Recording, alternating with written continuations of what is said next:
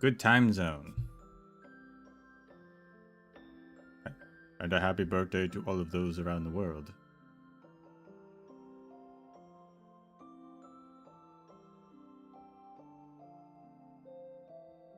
.7 is here. The final Amphorius update? I would imagine. But who knows?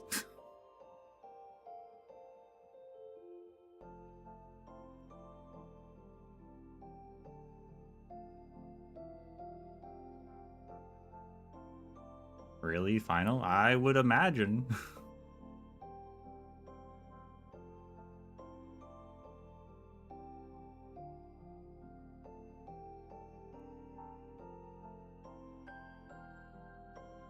Mainly because they've run out of characters for Amphorius to release, so like they gotta end it, right?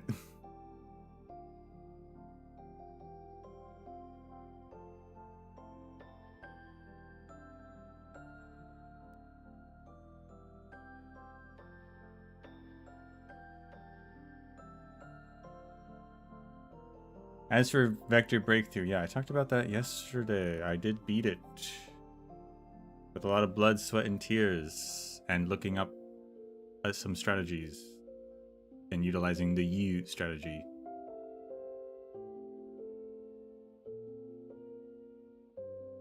And asking help from Wishadel.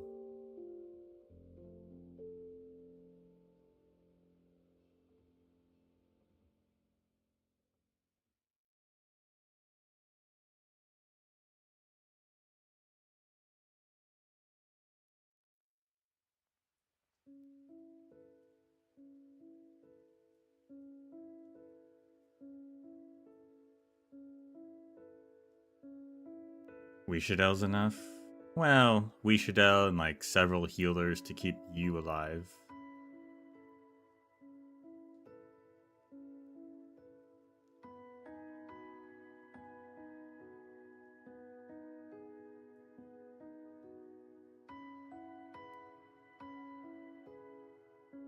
And then I just brought a bunch of extra DPS to make sure they're super dead.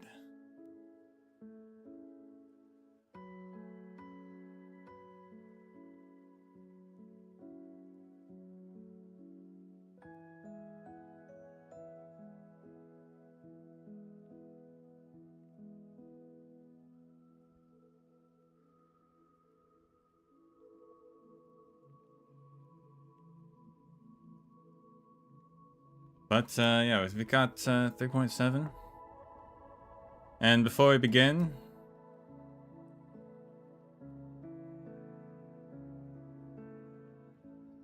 recently I happened to just kind of accidentally stumble across one of the biggest questions I think we've all had since this game came out and since previous Hoyoverse games have come out, except I guess not, because people probably already know.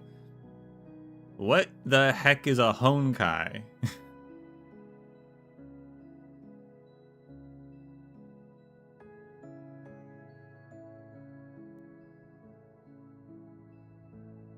I was talking with some people, and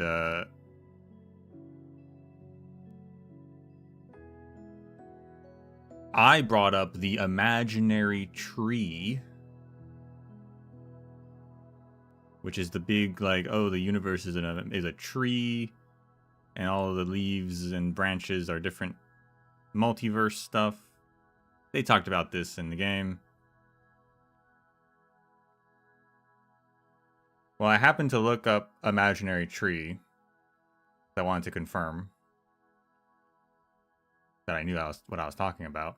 And actually, the first link was to the Honkai Impact wiki. And on that page was a section about what Honkai is. It's not that revelatory.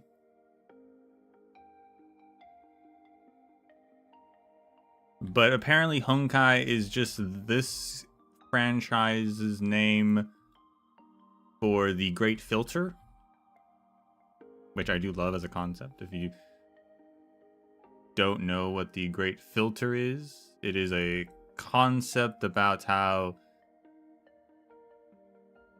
as a species and civilization develops, there will be a point where they'll like encounter the Great Filter, which will either kill them or they'll surpass and continue to advance as a civilization. And that's what Honkai is. It's just the Great Filter. It pops up in the different universes and tries to kill civilization, and you either beat it or you die.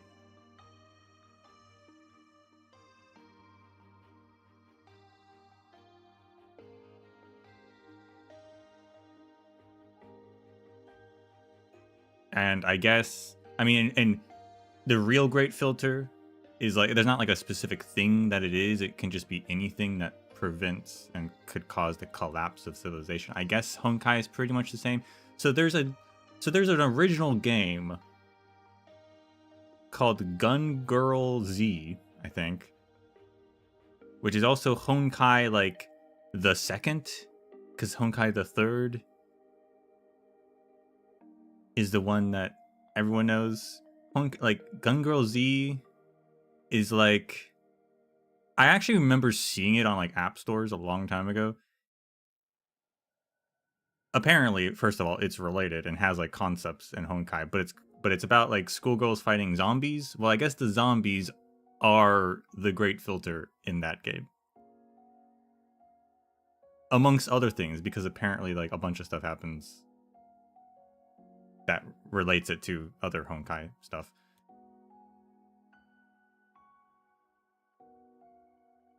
that's interesting.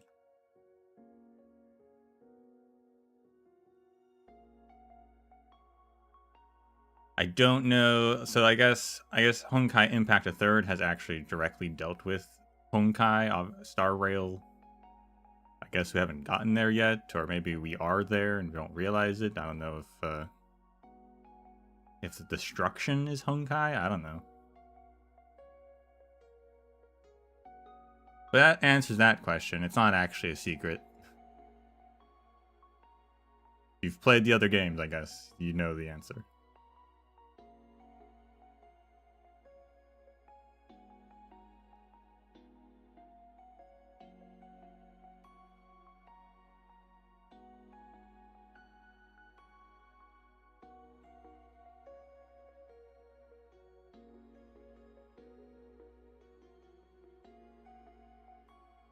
Outside of that, they released another Myriad Celestia trailer, which are always great.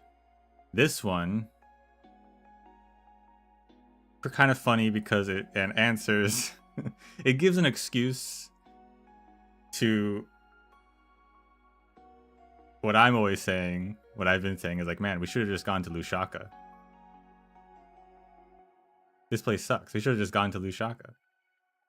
Well, this Myriad Celestia talks is directly about that. It's the Stellaron Hunters talking about, since they're always about Elio predicting the future and everything, talking about like, yeah, Amphorius was the right choice because if they went to Lusaka, if they had gone to Lusaka, apparently Herta would have confronted Iron Tomb by herself, died, and then become assimilated by Iron Tomb, creating a Mega Iron Tomb Herta, which would have been real bad. Sounds really cool, but definitely would have been really bad.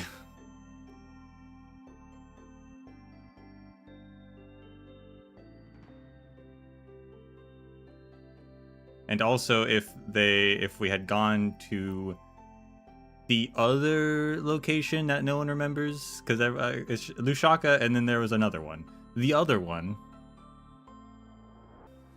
if we had gone there, then apparently the Shinjo would have been corrupted by the propagation. Because if you remember, Jingliu, Locha, and Ranmei have like the heart of Taziraroth, and are like in talks with the Shinjo to like revive it. Well, apparently if we had gone to this other planet, that would have happened, but then it would have corrupted the Shinjo Alliance and also somehow become a new Lord Ravager. And that would have been bad. So even though Amphorius sucks, this was the best choice.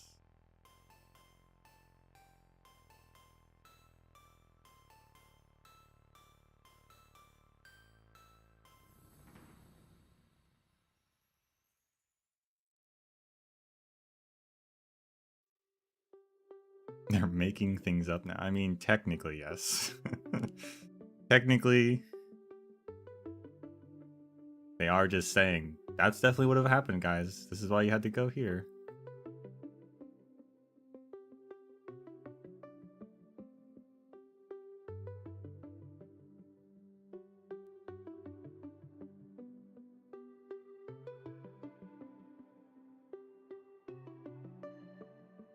Trust us.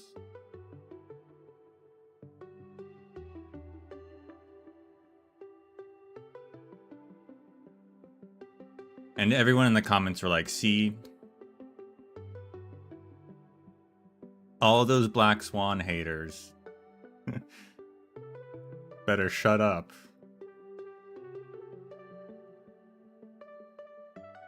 I don't think I will, though.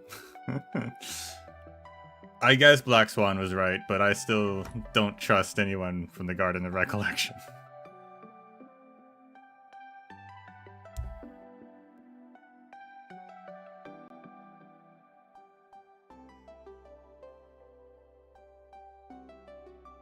But sure, I guess she was right.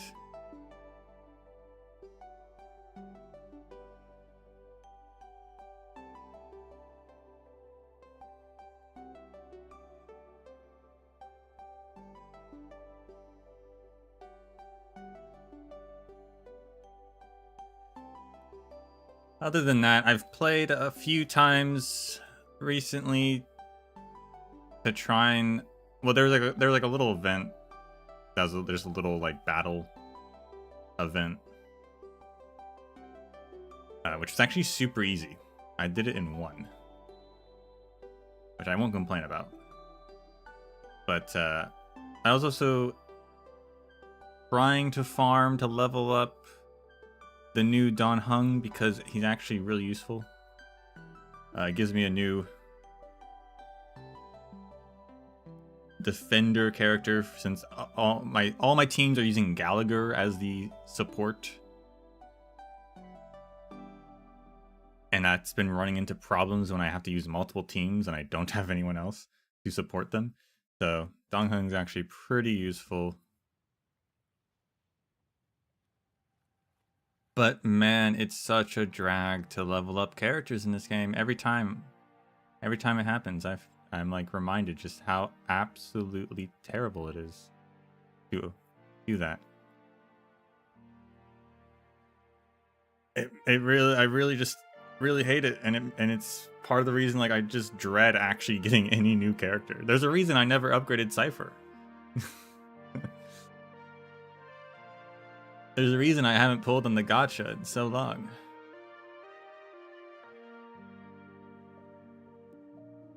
Which is a fundamental flaw with the game. If people don't want to get characters because they hate having to get a new character, there's a problem.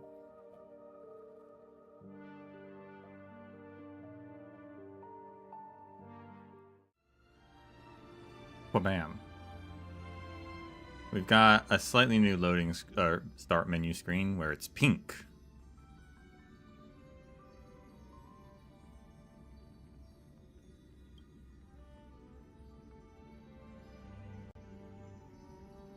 Turn up the volume.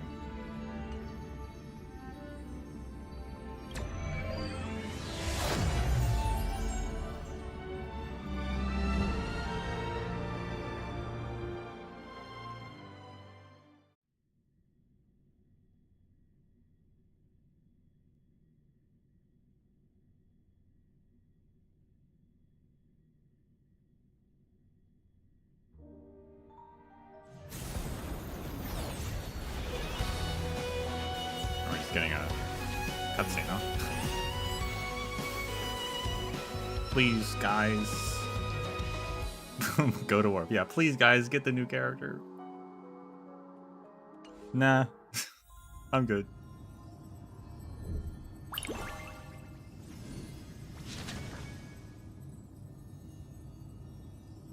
Hey, I miss you. Maybe this feels a bit out of the blue, but I just want to take a look back one last time. The journey of the Trailblaze must be filled with unknowns, so I thought, why not leave you one more surprise? A ripple of memories along with a touch of fairy magic. Before we knew it, we've shared such a long walk together. I wonder what story you'll write at the next stop on the journey. I will be in your memories longing. Whenever I close my eyes, I can see yours carrying the whole universe. Like waves of wheat rustling in the breeze, or the tomorrow where stars shine. Irene. Up the letter. Oh. 10 free rail passes. Okay, you know what? Maybe we can be friends after all.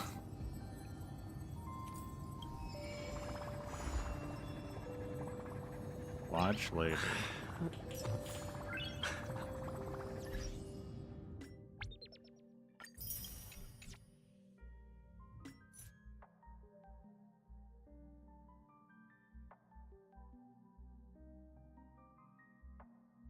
Why is there a bunch of languages flashing on the screen? What's happening?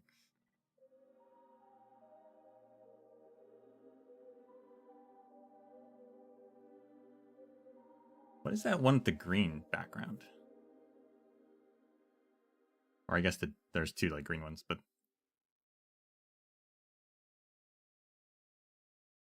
Yeah, I don't recognize that script. I can't point out. It flashes so fast. I can't be like, that one.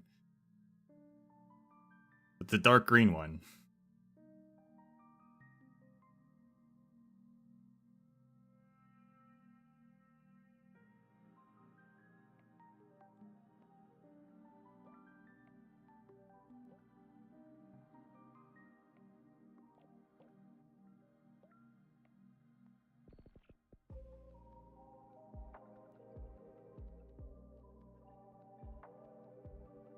.7 update. Anything different?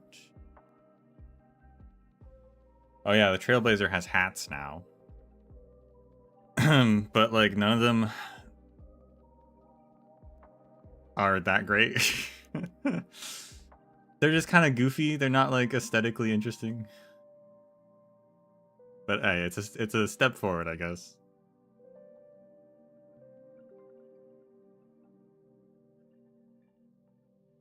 One of them should have just been the Pinnacone hat. I don't know why that's not an option.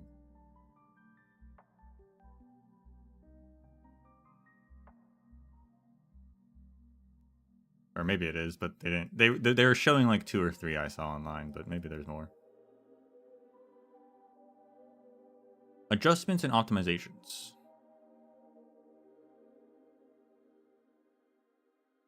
Increase the maximum limit for all resistance penetration. Interesting.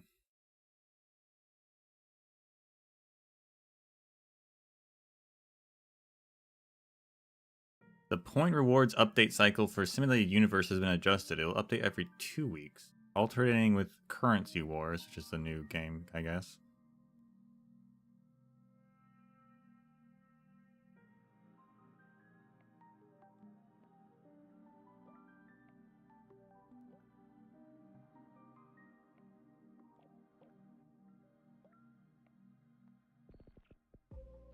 The maximum number of consecutive challenges for Calyx has been increased to 24. There was a maximum number? Huh.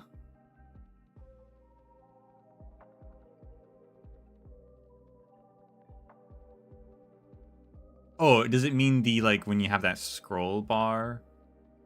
That must be it. Okay, yeah.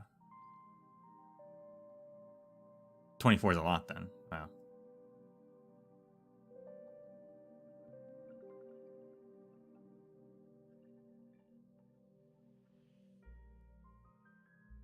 Added some interaction voice lines for Jade and English voiceover resources for the Trailblazer Continuous in version 3.4.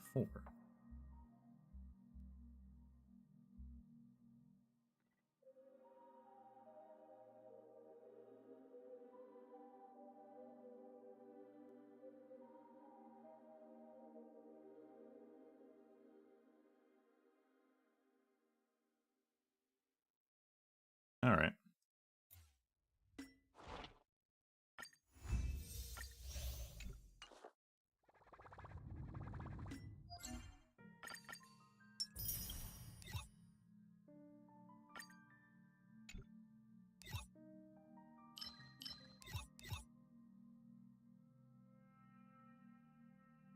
Oh, you can see all the arcs here.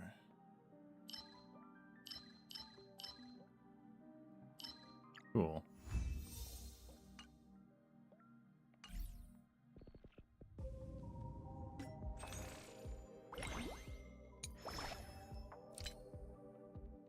Now they added Topaz to the Redemption.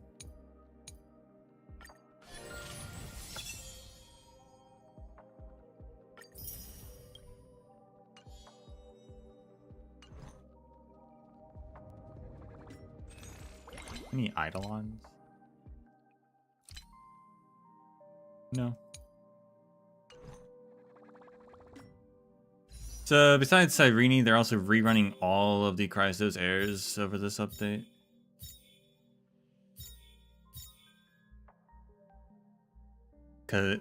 Because Cyrene's whole thing is that she gives different buffs to the different Chrysos heirs. Well, I only have 3 of them. And none of them are like main DPS, so having her on my teams don't really make sense. And one of them's not even upgraded, so I only use 2 of them. So I'm not pulling. But yeah, I've got Dong Hung. I hate how tall Dong Hung is. Just doesn't look right, but he's got some relics that are okay. He's level 80. Haven't messed with his traces at all, though, so that's a thing I have to do. I didn't get his signature light cone, so I'm using the only like light cone I could possibly use for him, which isn't going to be that great, but whatever.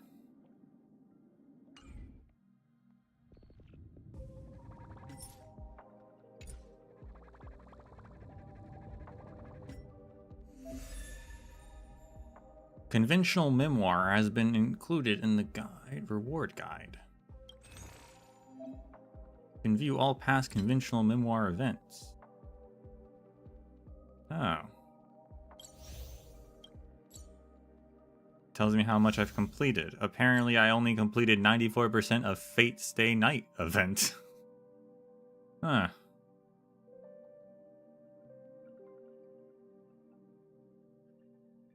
There must have been a fight that I just couldn't do and I forgot about.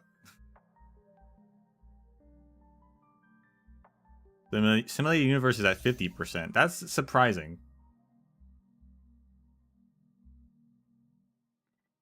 Since I never do it.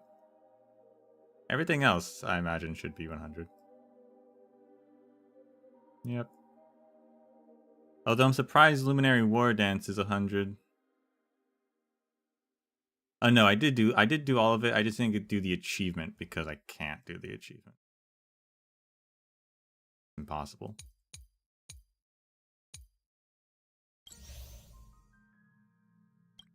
Well, that's useful information though. Good.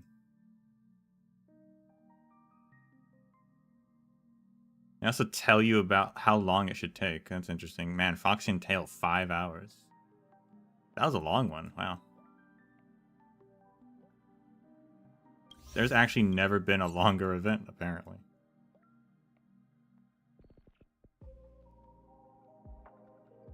It was a good one, though.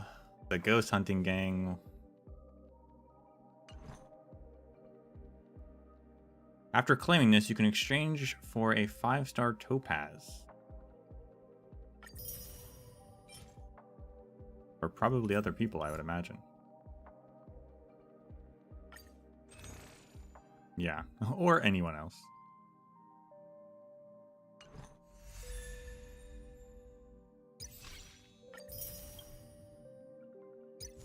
Currency was some new game mode, I don't know. Snack Dash, some new game mode.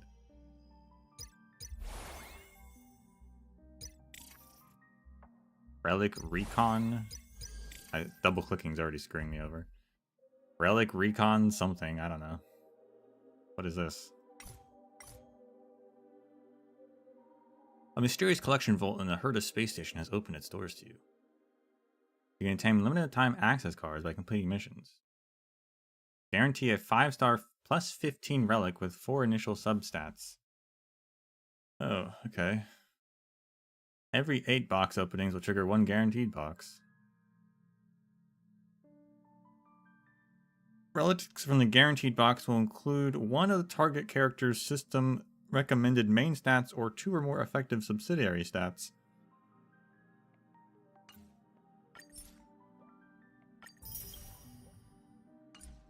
Kind of messed up that like they have to do this.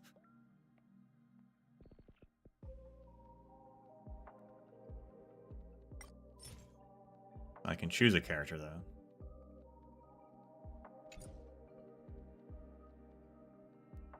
Anomaly arbitration, that's... And this trial is already completed.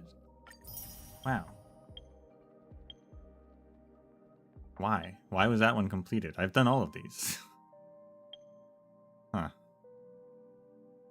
Maybe because I own the character, so they're like, you don't need to test the character again. You already own them. That makes sense.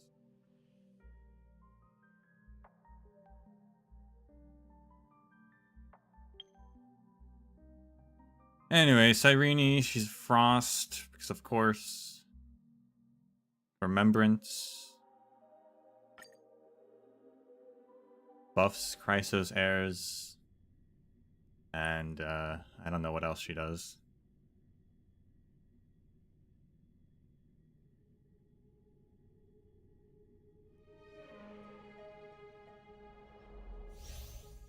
Summons the Demiurge to assist in battle and activates all allies' ultimates. Grants more exclusive powerful buffs to Chrysos heirs and allows allies to deal true damage. That's what she does. Tap the view to Cyrene's special memo sprite. My goodness, they have a whole chart for this, huh? Cyrene's memo sprite grants exclusive buffs to Chrysos heirs.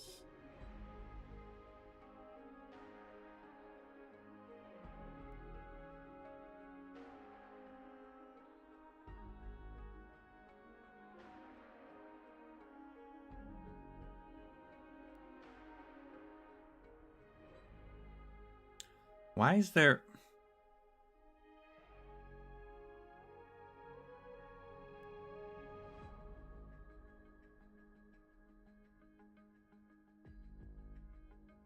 Am I crazy? Why is there 13...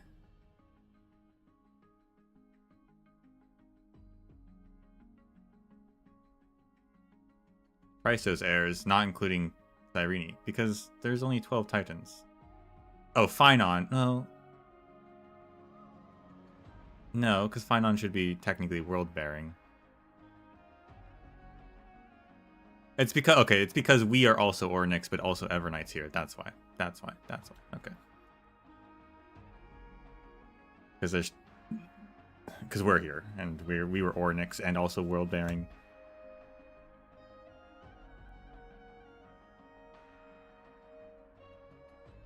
But then Cyrene's the 13th, technically, the Demiurge. So yeah, everyone's got... When used on Mighty, removes all crowd control debuffs affected on him, and if Mighty is in a Vendetta state, he automatically uses one instance of Godslayer Be God without consuming charge. Mighty's crit damage increases by 180% during his attack. If the target gets defeated before the use, then it will target the newly arriving enemy targets instead. If Mighty is not in a Vendetta state, then advance his action by 100%.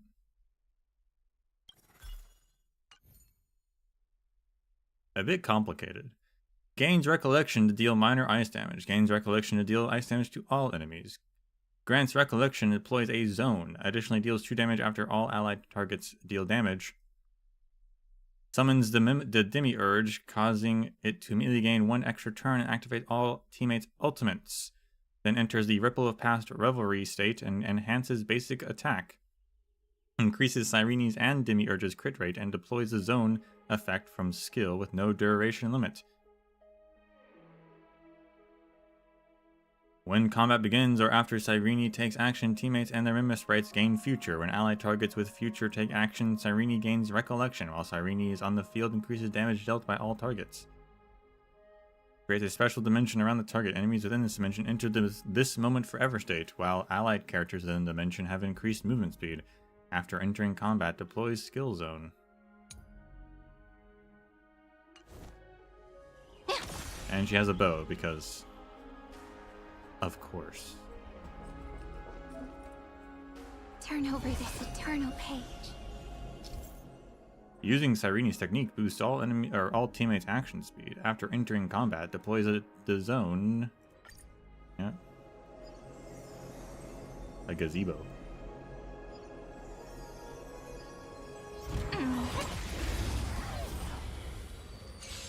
Did she just heart sign the enemy? Is that what just happened there?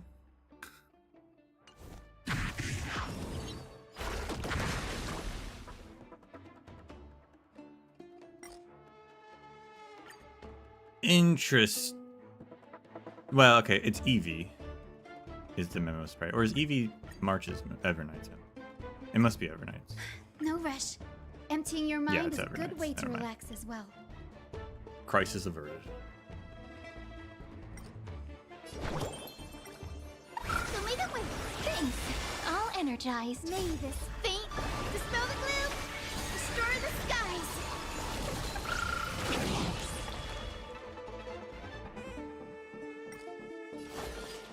countless stars, please shine for the heroes. Don't worry. Just close your eyes. Night falls. Good night. Till we meet again. Stop messing around. Root here. Embrace a new life.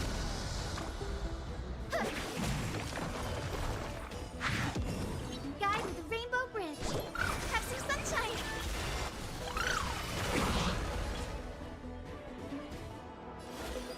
Flowers bloom for tomorrow.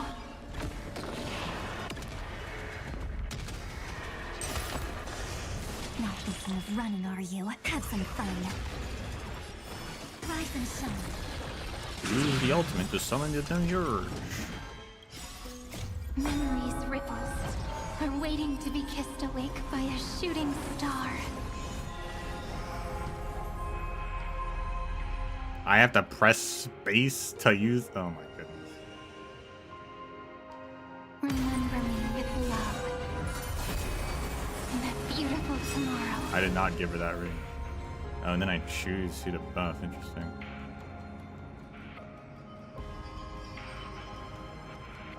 I have to do multiple inputs for this ultimate, huh? I guess we'll do Castery. May life and death sprout new buds. They completely lost themselves. 12 recollection points remaining. Ultimates can be used again. Oh. Don't blink. There's a surprise. Ah, but it doesn't do the full animation again. That's nice. May time watch over the Evernight. Cleanse hatred with love.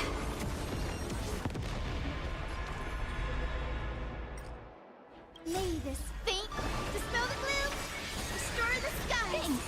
All energized. Don't worry. Night falls. Good night.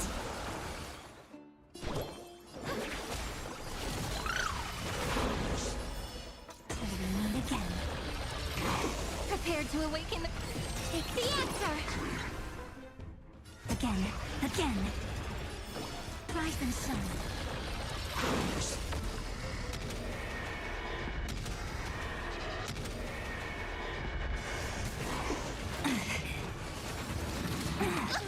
Please cherish this darkness with me.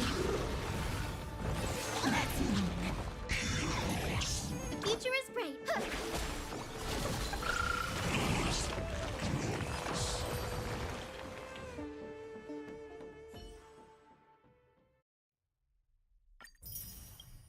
All right.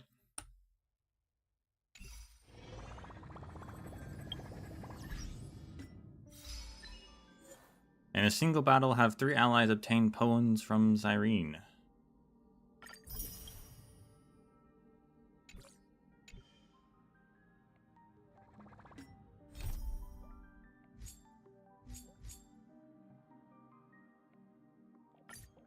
View story recap.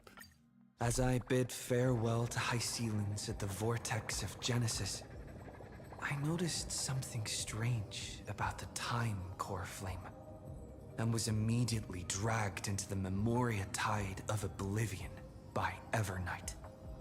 She was once the hidden power that March manifested by sacrificing all of her memories. Yet now, she harbors other secret intentions in her heart. Meanwhile, Dan Heng warped back to the Express via a spirit warp jump, only to discover a memo snatcher invasion. Everyone then realized that the Remembrance's forces had already permeated Amphorius and blocked outside intervention. To establish contact with me, Dan Heng was determined to return to Amphorius immediately. After waking up in the false Trailblaze, I managed to escape with help from Cyrene and Sunday. Unfortunately, Evernight held absolute control, causing me to fall into the Memoria tide once again. However, Black Swan took this opportunity to quietly approach Evernight. Dan Heng returned to Amphoris and beckoned the heroic spirit of Finan with divine blood. The destruction descending from the sky pierced through the memory zone and discovered the most hidden corner of the world. In pursuit of Evernight, Dan Heng arrived at the charred remnants of the Grove of Epiphany. In the grove, where memories became disjointed, Dan Heng received help from Dan Feng within his memories and completed his farewell to the past. In their final moments, the Earth demigod Terravox entrusted all their duty and authority to Dan Heng. With this newfound strength, Dan Heng found me within the Memoria Tide. We entered the Nameless Titan's great tomb and discovered its secret. Across the 30 million cycles of eternal recurrence, every incarnation of Cyrene had come here, offering herself to the remembrance.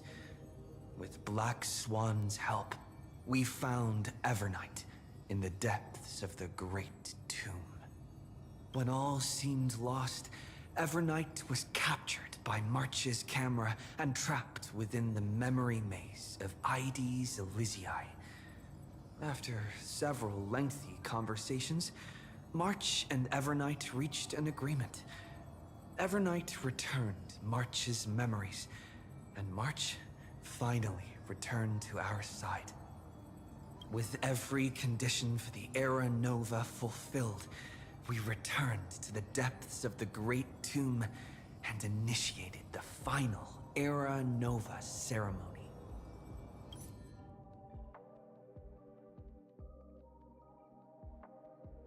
That ended.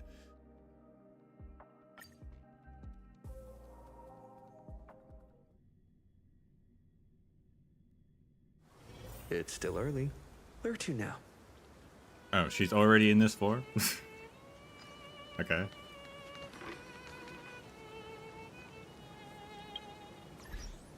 Wait, let me switch my lineup real quick.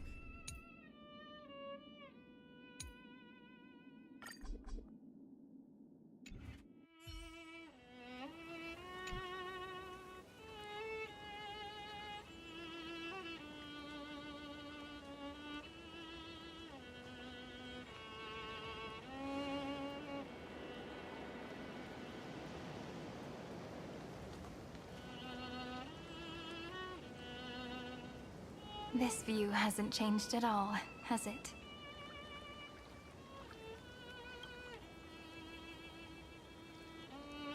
The hometown in your memories never changes, but when you return to your senses, you realize that fate has already stolen the time away.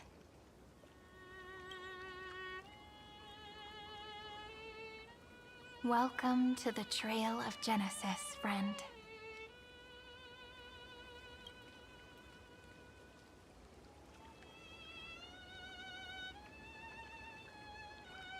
How did last how did last one actually end? Because this feels very sudden.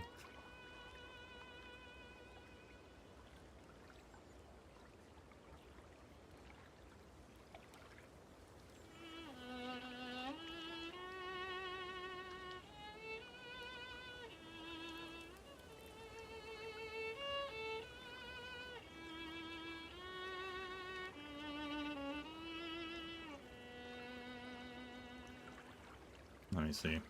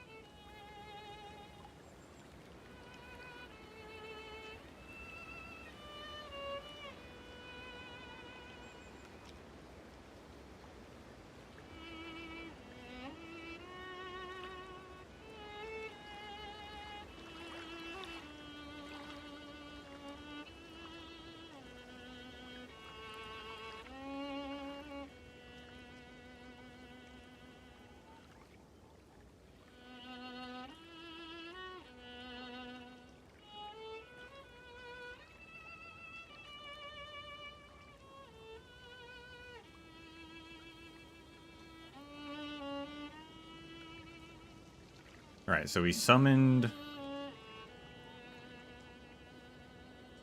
We did the ritual, right? Which is what the recap did. Summoned all of our friends. The spirits of our friends.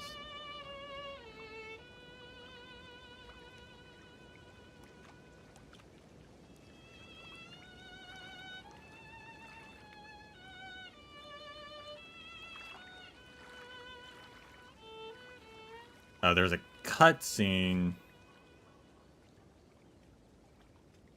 detailing each of the Chrysos heirs.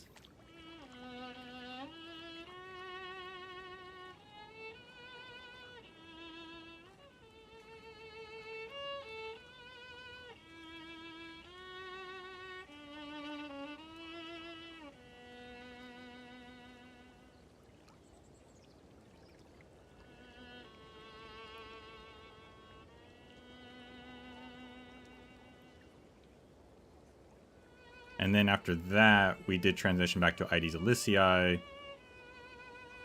And we walked up into the field, and there was this Cyrene standing there. Okay.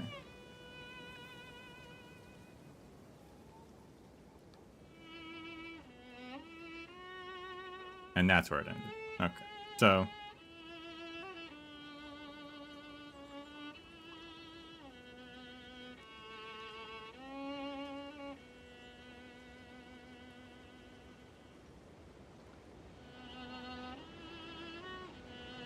we're good. Cyrene, why are you tall now?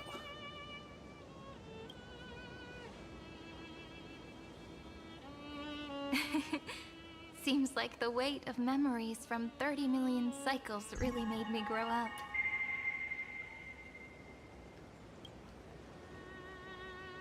But How if that I keep works? growing, I might be taller than you, right? Then I'm really looking forward to that.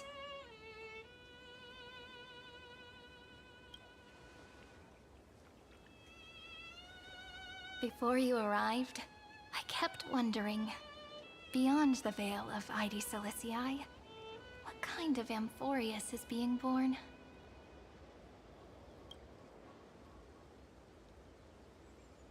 I can see fragments of it when I close my eyes. The friends who walked alongside us have all moved on toward their respective destinies. Some turning into pillars of the world, supporting the sky and the ocean.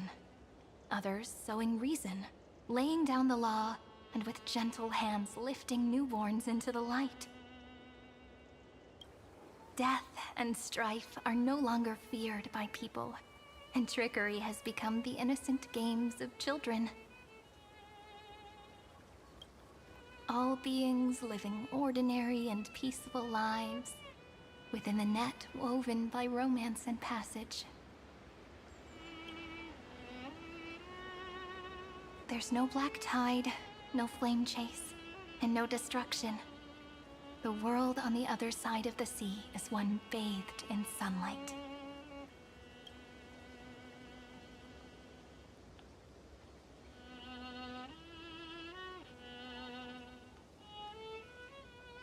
It's the dawn Phynon and everyone wished for.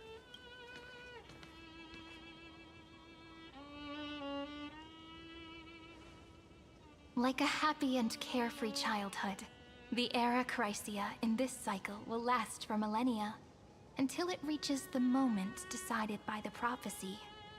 I do like that her earring is a little planet. That's fun.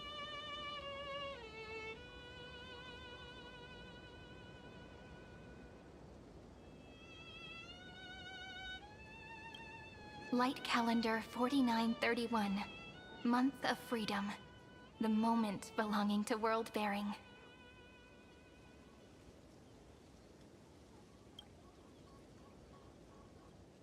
Are you ready to answer the call of the world, friend?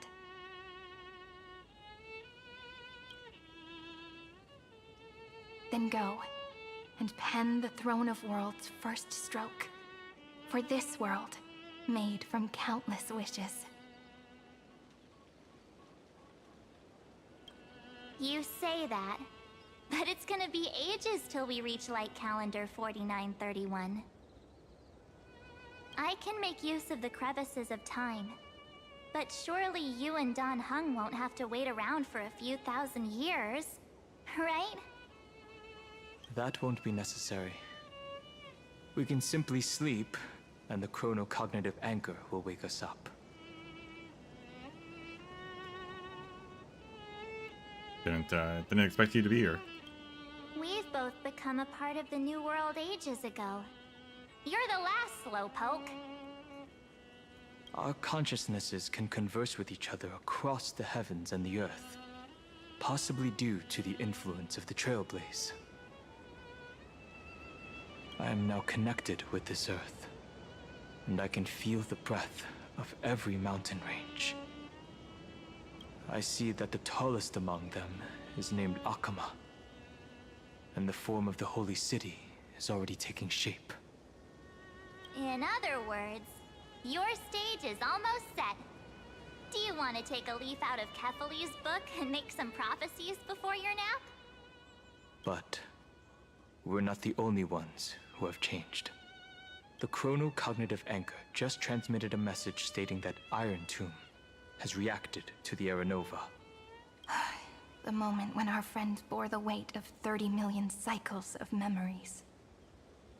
Was probably also when the scepter devoured 30 million cycles of destruction.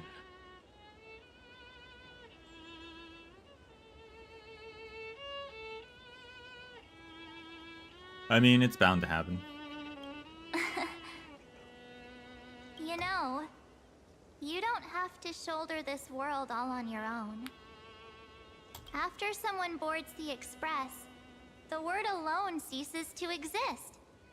So as we reach the end of time, no one will be left to face it alone. Don Hung and I came here to specifically tell you that. Remember, this world is not a burden you bear alone. It's a journey we trailblaze together, alongside all of the Express.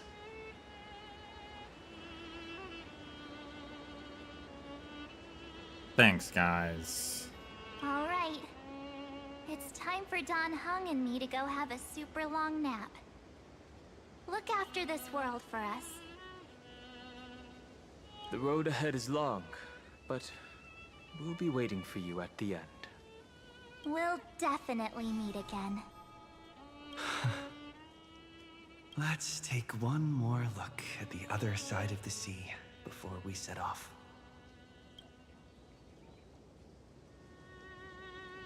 Ides Elysiae is so quiet. Just like how I remember. Here we are once more.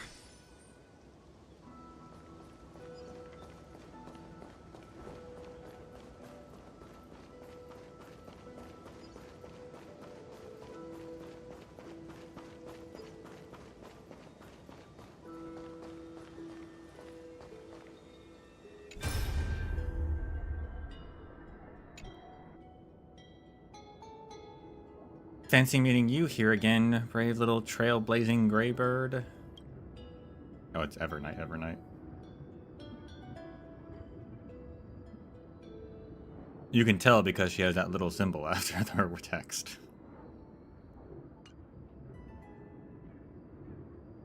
The memory's talking to me.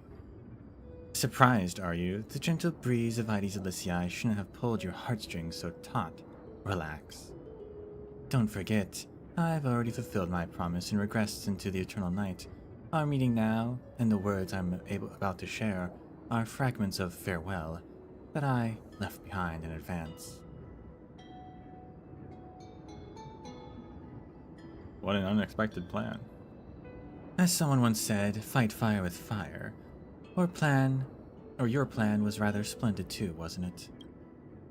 Thinking back to the brief yet lingering encounters, how wary you were of me.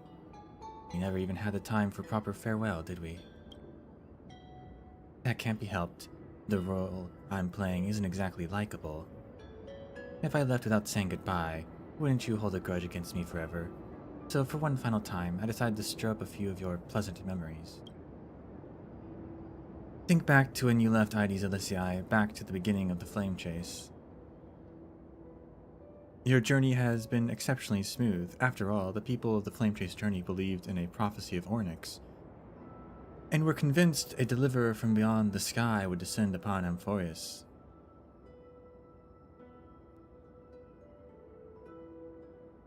Did you deliberately leak that to them? Exactly. They don't know of your names, nor the true starry sky. March 7th's wish wasn't about helping you break through the ultimate protocol. She hoped your journey would go smoothly. What I did was merely lend a hand. At least that Imperator made the right call, don't you think? Thanks. You're welcome. You see, I never forgot March 7th's wish to protect you. She knows I'm holding her as my trump card, and I know just as well that you all are hers. You and Dan Heng, you've given March 7th memories that are truly one of a kind. If she was placed on opposite sides of a scale from you two, she would choose you both without a moment's hesitation. So, I'll leave you with a question. What if one day March 7th walks down a path completely different from yours? Will you choose her or your own path? Never thought about it. Can't answer it. I don't know. Alright. No need to rush for an answer, and certainly no need to rack your brain over or for the Evernight before you. This is merely a lingering shard of memory I left behind before departing. I've always been lurking behind the dark torments of remembrance, watching all of you, observing your trailblaze as you progress. Keep your answer hidden in your heart until the day that question truly arrives. Who knows? Perhaps by then your answer will have changed from what it is right now. No matter what, March 7th loves you all, so don't let her wishes be in vain. Alright, that's the last farewell. Now welcome to true oblivion, will you? The memory shard of Evernight fades away completely as if it had never appeared here. All that remains is the gentle sea breeze of Ides Elysiae and an endless sunset. Suddenly you feel an aching longing for your home and for March 7th's voice. That might have been from last update, I don't know.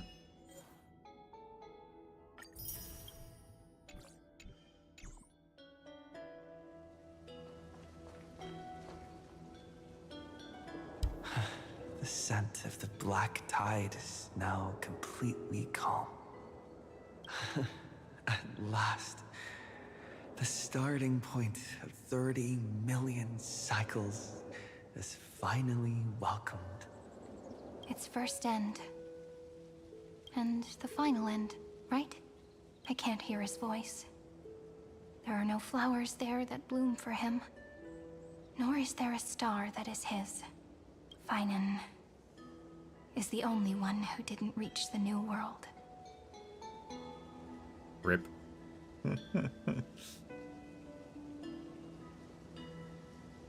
Trust in him. We'll meet again for sure. Look, the golden light that shone upon the grove still meanders between heaven and earth, like the prophecies of Amphorius. It has to be a sign he left behind. It points towards the destruction and the deepest night. Do you still remember what I asked you at this exact spot the last time we set off? Friend, are you ready to become a hero? You were still burdened by the weight of world-bearing back then, still unsure of the role you were meant to play. But now, everyone has already given you the answer. The heroes of legends were just at the right place at the right time when the world needed a hero. Just like how your arrival kickstarted Amphorius' fate once more. A person's personality is their destiny. Together, we'll all make it the best possible ending. We best. Those are such beautiful words. Thank you, friend. I was also trying to cheer myself up with what I said. After all, before we truly compose the end of this story, I must also pluck up the courage to head off with you. And face a memory that I have forgotten for too long. And have denied for too long.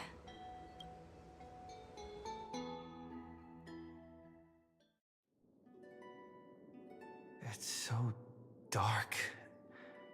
What is this place? The great tomb of the nameless Titan. The deepest recesses of memory. Also, the place where Cyrene was born. Birthplace? What do you mean? My apologies, friend. The more memories I got back along the way, the more I felt that something wasn't right. There's a sort of anxiety I can't get rid of. It's like when I was back in ID Silicii, when the reflections in the water always made me wonder, which is the real me? The one reflected in the water, or the one standing on the shore? But I finally get it now. Look, friend. The words on that wall are the answer. 1, 2, 3, 4, 5, 6, 7. Do, re, mi, fa, sol, la, ti. That rhymeless tune is the lullaby of little fairies. As always, I'll read this book to you. That way it won't just be Cyrene's memories alone. I've always thought that I was the narrator of the Flame Chase journey. But as it turns out, the narrator is also the most devoted audience.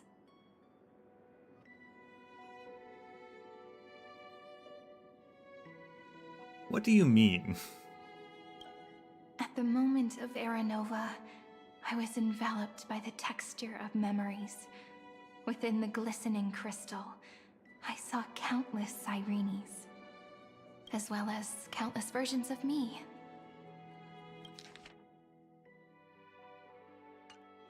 This is the final puzzle piece of the memories. A prison born of the erudition. A grave annihilated in the destruction. That unknown solitary god. The 13th Titan who should not exist. The first new spore. The demiurge is right here.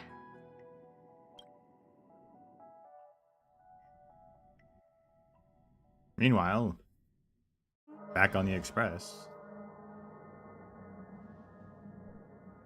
The interrogation records have been submitted to the Marshal. Or not. According to the Ten Lords' decree, Jing Liu and Luocha shall continue to be detained in the Shuling. Meanwhile, back on the Xinzhou. Jingliu and Luocha. We were just talking about them. But you, Merlin's Claw, have been reluctant to end the transmission. Do you wish to reminisce with us? Or is there something else on your mind that you're just desperate to get out? You're quite calm, Jingyuan. The Alliance only authorized the Law Food to be deployed for this Iron Tomb operation. They say the Seer Strategist's wisdom shines like a beacon. So why can't you see things clearly now? Look who's talking. I didn't vote against it, did I? But, with enemies all around us, even a child knows the Marshal needs to keep a few Xianzhou ships in reserve, just in case. Whoever volunteers first is the Marshal's pick. If you have to ask, I'd say this outcome plays right into Jingyuan's hands. Like it or not, there's no way we're letting the Law Fu take the lead in this battle. Oh my, Merlin's Claw. Are you afraid the Law Fu might steal the Yao Qing's glory? This is no laughing matter. Between the Stellaron crisis and the War Dance ceremony, though the chaos has settled, rumors and speculation are only growing by the day.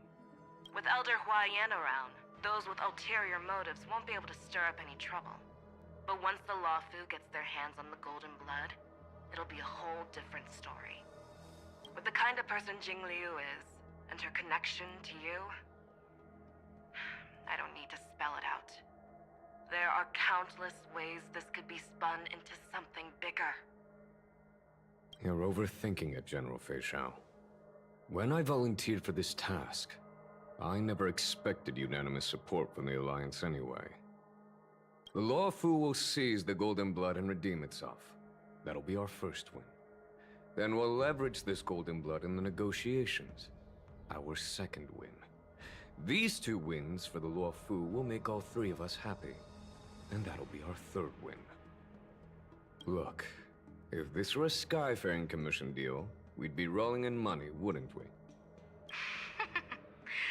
Maybe the Divine Foresight should change his name to the Optimistic General instead. With the Decalite Reflection Barrier, the Yuchue must understand even more than the Luofu how significant this battle is. Amphorius' karma has vanished from the matrix of prescience. What omen does General Yao Guang see in this anomaly?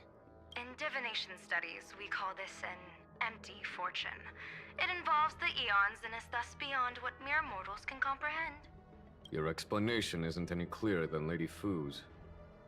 Come on. How hard is it to understand the word uncertainty? For the Cobalt Head, the emergence of Iron Tomb is a calculated instant, but I don't believe they will just sit around waiting for death. And for the powers of the cosmos, this is their chance at survival, and the key to turning the tide of interstellar affairs. The Astral Express is leading the formation of an allied force, but I can see each faction has its own hidden agenda. There are even divisions within the Alliance, so it's not that hard to imagine how the other factions will react. Jing Yuan, I crossed paths with Selenova's Legion at the Battle of Sadunirama Star Cluster. Be extremely careful. The Ruined Legion's troops and weaponry are nothing to write home about.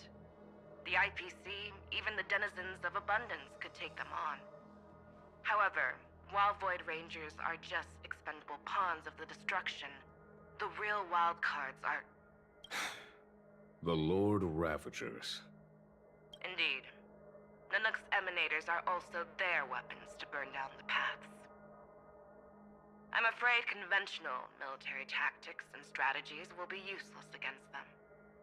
My assessment is this. To completely take down a Ravager, we must disregard casualties and spare no cost. My only fear is one wrong move, and the Luofu will fall into Ventilia's trap again, inching ever closer to destruction. Doubt is exactly the demon she wants to plant in our hearts. Do you still remember the beginning of the Alliance Oath? To save future generations from war and bloody dispute. The Rainbow's arrows have always aimed at any force that threatens the cosmos. Now that the Trailblaze walks alongside us, the Cloud Knights shall keep their oath as they have from the beginning. I just hope those on the front line will remain safe.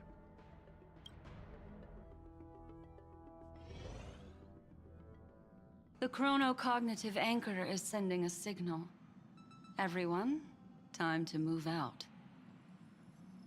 Now back on the Express.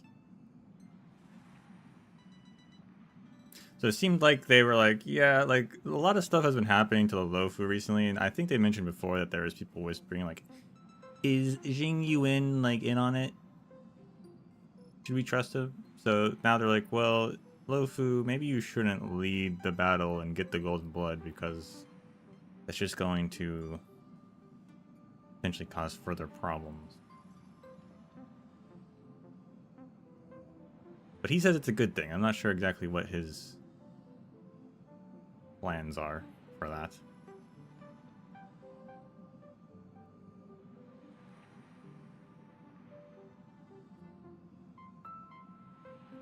Did he and the others make it? Let me go over the plan one more time just in case. You'll enter Amphorius, reunite with your 3 separated companions, and try to locate Iron Tomb from within the world. Who are you taking with you? The fate of the universe hangs in the balance. We can't afford any slip-ups. I suggest everyone, except Pom Pom, join the fight. We do need to be prepared for all possible contingencies. I have no objection to this. I'll do whatever I can. Meanwhile, Screwy and I will continue attacking the Demiurge Matrix. That is, the Scepter's kernel from the outside. With our two-pronged attack, we'll turn this hunk of metal into scrap for sure. Now we just wait for those two to get back. Oh, and just like that, they're here. Sorry to keep you waiting. With Planet Screwlum's help, the formation of the Cosmic Alliance to counter Iron Tomb is progressing smoothly. The Cosmos has set its sights on Amphorius, and now it's just waiting for the first shot. Well then, let's not waste any more time, Fourth Mirror. It's my time to shine! Finally off the bench! Initiating thought refraction. Please read the safety protocols carefully. Huh? Just kidding! I've already checked the agreement box for everyone. And now, destination? Amphorius. 3, 2, 1, launch!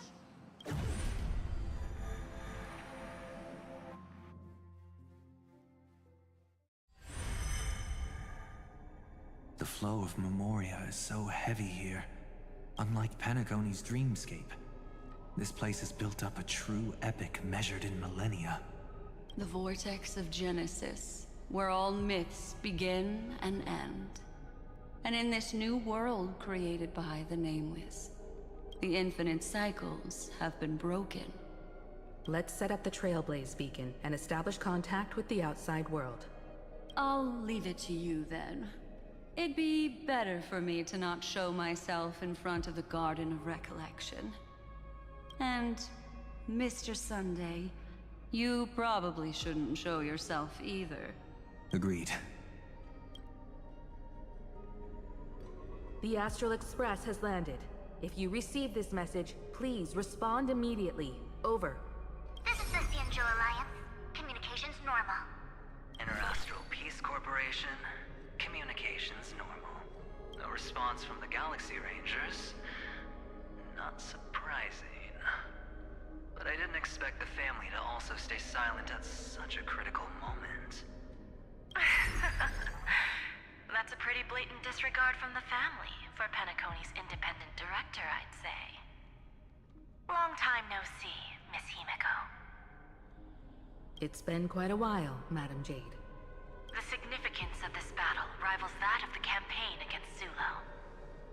Only through victory can we disperse the shadow of Iron Tomb that looms over countless worlds.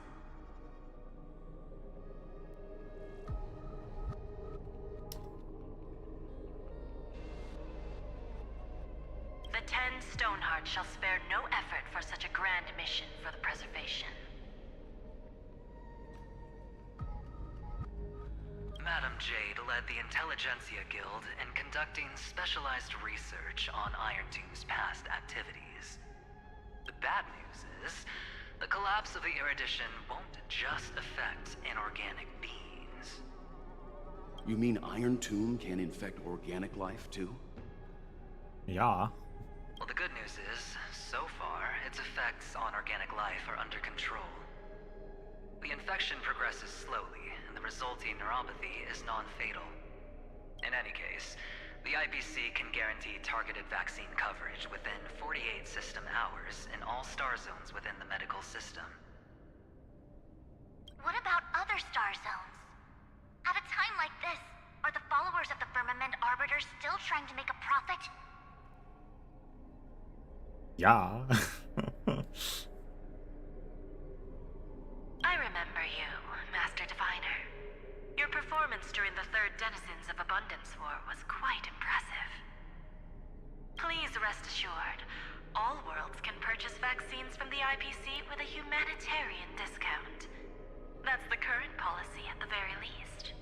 But, if the Cianjo Alliance is willing to assist with the IPC's assets in Epsilon and other star systems, we'll have more cards to play when reiterating to the board the necessity of deep cooperation. It makes sense, since Interastral Peace Entertainment's headquarters is in Epsilon. But why are all the other worlds on the list? Places that the Elation has visited?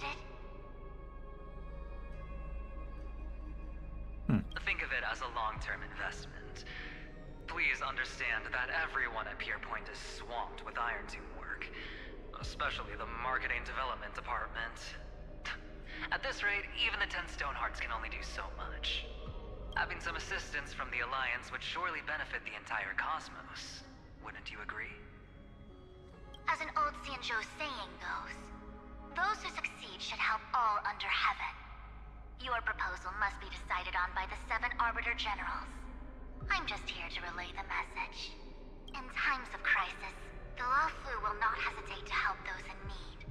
However, the prerequisite is that the IPC must unconditionally assist the Alliance with emergency rescue operations in the disaster area. Of course. In the name of preservation, all for the Amber Lord. Thank you all for your selfless dedication.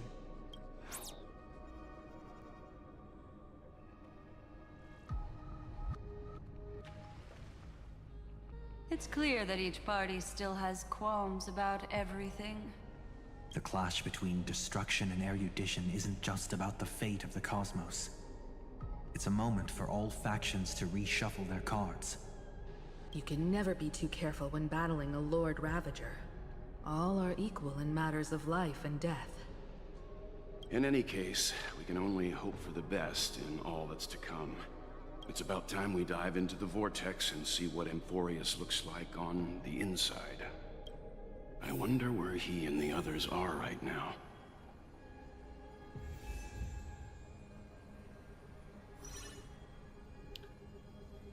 Story character hasn't added. Huh. You want to play as Himeko? Nah. Delve into Amphorius. Try to contact allies.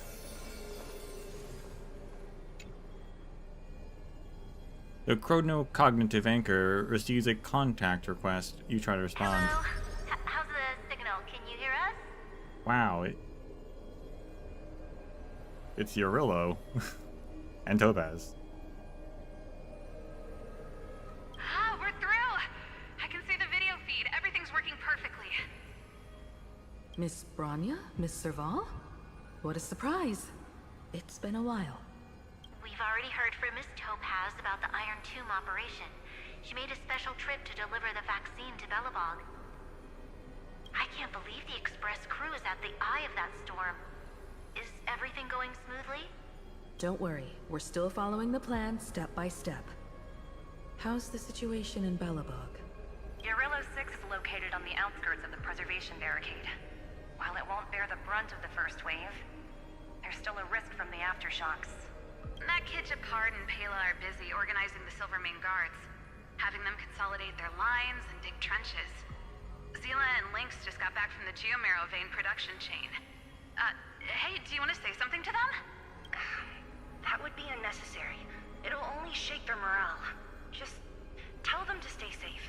Miss Bronya, I'm afraid this disaster will be far more terrible than you can imagine.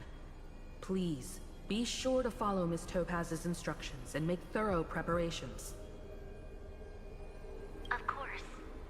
We have resealed most of the engine of creation beneath the ice to prevent the will of the preservation from becoming an accomplice to the destruction. That's smart. Don't worry, Miss Himeko. Belobog is far more resilient than we imagined. We really wish we could help, but Eurillo 6 has only just woken up from its hibernation. The Astral Express, standing at the forefront of disaster, is the hope for many ordinary civilizations across the universe. In the face of a massive catastrophe like this one, relatively smaller civilizations have never had many options. But that's exactly why we have a resolve that's second to none. If anything goes wrong... Miss Topaz, I hope you can help out and rescue the affected citizens. It sounds almost like the Great Filter. No problem. Also, didn't the Xianzhou sign a friendship agreement with Eurillo 6 earlier? They won't stand by idly either. I appreciate your kindness, everyone. But Eurillo 6 is our home. We will defend it to our last breath until the last Belabogian falls. Miss Branya. May all civilizations that have made it this far on their own strength weather this crisis together.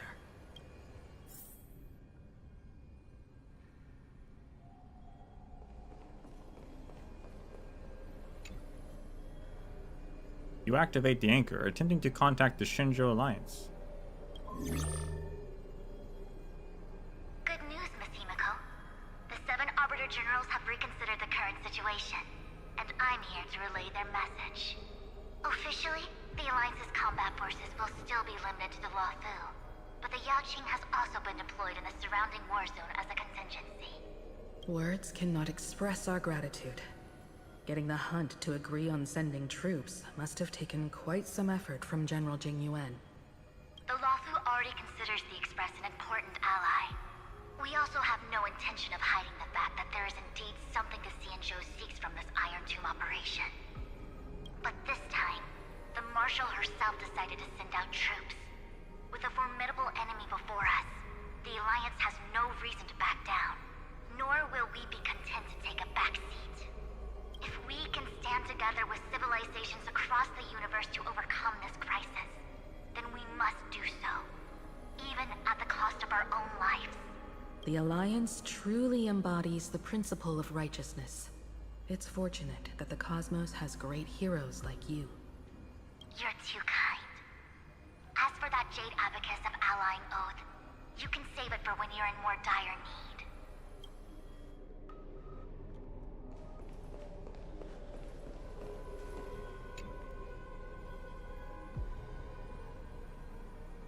Contact the IPC representative. I regret to inform you, Miss Himiko, that even the Strategic Investment Department is constrained when it comes to the Iron Tomb issue. And it would be difficult to meet the expectations of the Astral Express. However, Madam Jade instructed us to look after our nameless friends as much as possible. So let me offer you all a small suggestion, just from my personal perspective. One more update just for the boss. There's no one left for the release. It has to be this. It has to be it.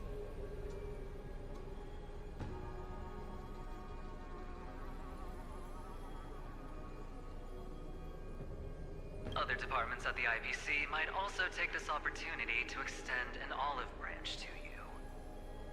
When that time comes, I hope the Astral Express will remember that the 10 Stonehearts were willing to stand with the Trailblaze, even though we were in a difficult position.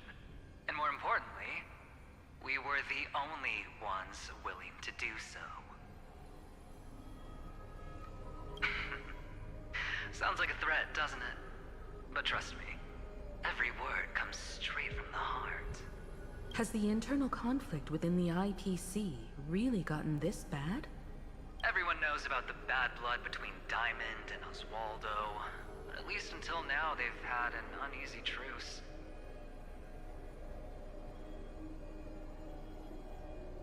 Oswaldo, huh?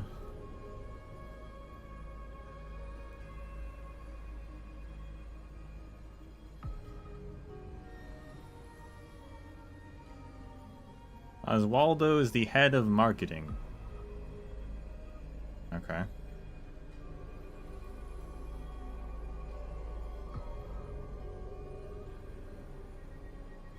Until the Lord Ravager Archforger caught the board's attention. I'll leave it at that, as it's confidential information. Hope you can understand.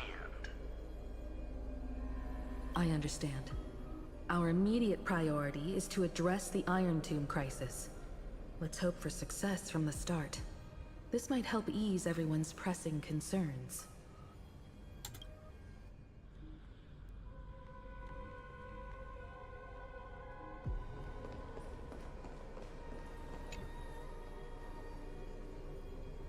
Contact the Galaxy Ranger representative, which is interesting because the Galaxy Rangers are, as we've learned, not really a formal organization. They just do their own thing.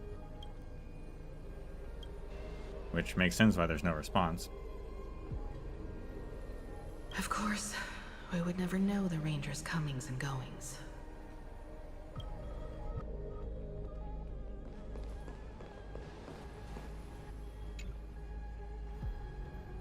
Attempting to contact the family. Miss Himiko, is that you? Robin, is that you? Yes. And you are... Yes. I apologize for not being able to respond during the meeting earlier. And even now I can only appear in disguise. On behalf of the Penaconian family branch, I extend my sincerest apologies to everyone. We tried to request aid from the family. We essentially received no response. I've heard about the internal conflicts within the family. Miss Robin, there's no need to apologize. Every bit of strength is precious at this moment. Thank you for understanding. The good news is, since you're one of the shareholders of Penacony, the family heads have agreed to allow me to lead all Asdanian tuners to the front lines. My charitable foundation will also do as much as possible to provide support in this battle. They'll ensure that proper arrangements are provided for those wounded on the front lines, and for residents in affected areas. Miss Robin, I'm beyond moved by your spirit of self-sacrifice. The Astral Express would also like to make a promise that we won't leave any companion behind. Fair enough.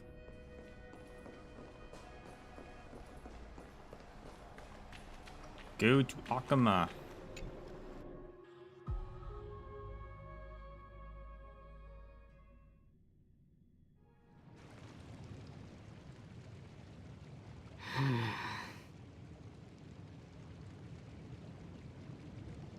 Why is there no one here?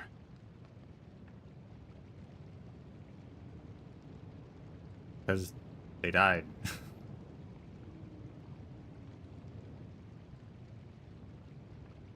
Everything in Akama seems normal.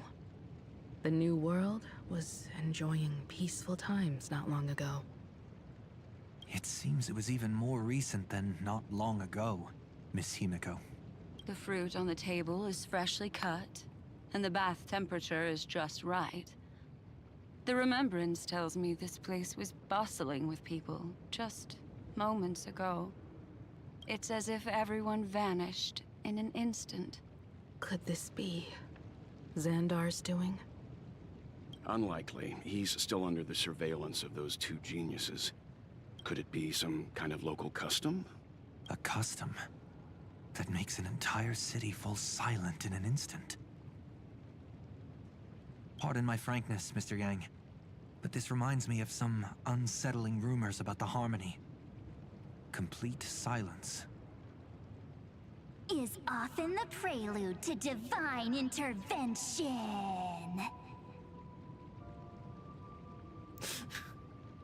March? Everyone, be careful. Evernight?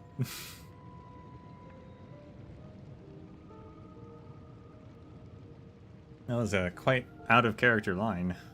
Here they come! Here they come! The nameless of the Astral Express! Evernight? How is this possible? She was already... We are the chroniclers of time, and we do not fade away. Finally, the last era Nova has been completed. What did you do to the residents of the Holy City and the three Nameless? I didn't need to do anything. The remembrance will ultimately become the substance of the new world. Now, they are no longer the Trailblazers you once knew, but gods who permeate heaven and earth. The 12 Titans who guard Amphorius. Stop fooling around, March. Come on out. What? I practiced so long for this. Getting seen through right away is just so embarrassing. You've obviously been learning from the theatrical culture in Amphorius. But if possible, I'd prefer our reunion to be A bit more casual and laid back. As expected. I can't hide anything from Himeko and Mr. Yang. Well, long time no see. Guess I'm back? We should be the ones to say that. Sorry for keeping you waiting. So, these jellyfish are the Titan's power? They're just tiny manifestations of the Veil of Evernight, used for scouting and communication. If I went all out, I could summon way more of them. Thanks to him, we all turned into Titans in the new world. Sure, we can take on humanoid forms, but it feels off. How intriguing. So what does he look like now? So we all turn into Titans, huh? How's that gonna work for us in the long run? It can't be a raccoon with a baseball bat, I suppose. Please don't add weird stuff to Amphorius's lore. Just go see it with your own eyes. Follow the prophecy's guidance and come to Dawncloud. He looks way more majestic now than he used to.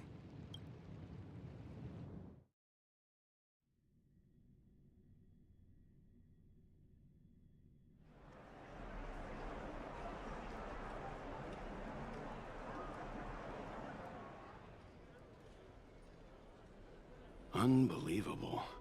All the residents of the Holy City have gathered here. This isn't just a gathering. It's a pilgrimage. The people's expressions are resolute, devout, as if waiting for a miracle to descend. That colossal deity is him. He has become the pillar of the world. Surprisingly authentic. Being this serious is quite unlike his usual style. Those people didn't disappear. Instead, they've answered the call of the prophecy and come to witness his awakening. Our good buddy now bears the weight of the entire world. And every breath they take is intertwined with Amphorius's destiny. Awakening? Has he fallen into slumber? Yeah.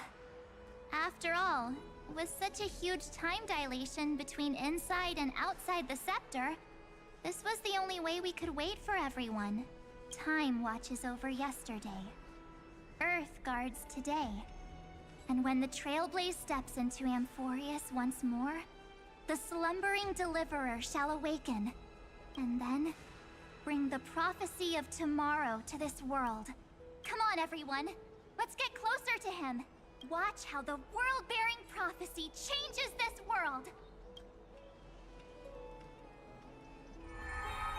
Oh, it seems the kids are already miles ahead of us at this stop. All the more reason we can't afford to slow down our pace. Let's go witness this moment for ourselves. Majestic. Speaking of which, I once caught a glimpse in Sleepyhead's memory of him transformed into a towering Tatalov. Could it be? No way! That was just a nice dreamscape. At least nice for him. If they are the throne of worlds who bears the weight of this world, perhaps they could guide a traveler still wandering among the stars. Hey, since when did you get all pious? This advice sounds pretty silly sometimes, you know. The so-called fool and the world are merely a step apart. Teaching us to find erudition amidst imperfection. Praise be to Helectra, chalice of plenty, for you brew the ocean into sweet wine, dispelling nihility with every toast at the feast. Praise be to Hyacinthia, eye of twilight, for the rainbow you cast turns the light of both dawn and dusk into the glimmer of preservation. Praise be to Cyphera, coin of whimsy, for your every flip reflects the possibilities of destiny, letting the tricks of elation illuminate the path to dawn. Praise be to Milos, lance of fury, for you are the strife that pierces through hatred and cruelty, and the eternal glory of the hunt. Praise be to Casterus, hand of shadow, for you gently ferry the crossing of death, so that it is no longer an end in equilibrium, but a peaceful journey home. Praise be to Dan Heng, pillar of stone, for you are a mountain range and the backbone of permanence. Your silent form paves our path across the earth. Praise be to March 7th, Veil of Evernight, for you safeguard time for us, weaving remembrance into stars, to be embroidered upon a boundless dress.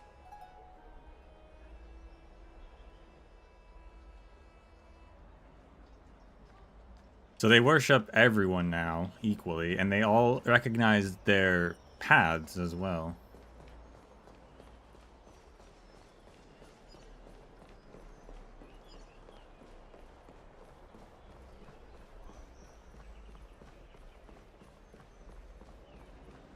They also know their real names as the Titans, instead of Titan names.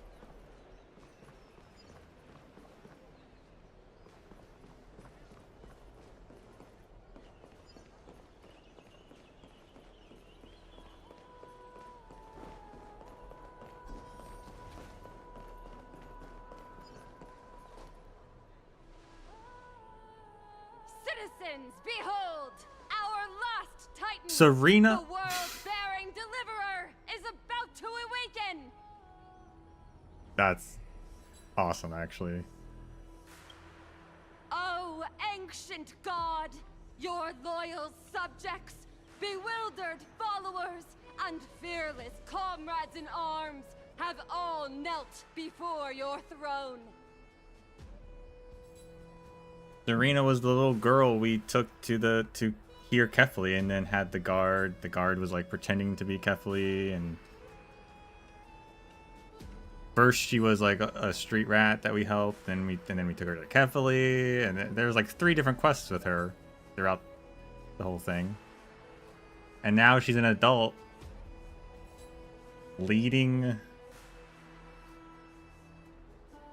the pilgrimage, I guess, to Kefli, to us. That's really, really cool.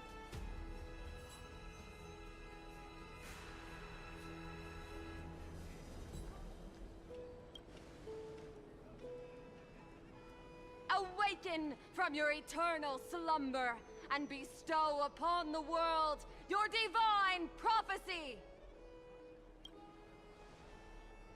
Please guide us! Show us how to embrace this beloved world as we welcome that distant dawn!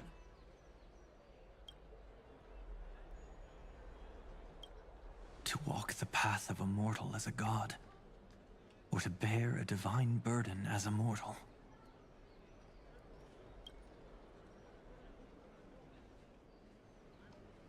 He will give us the answer.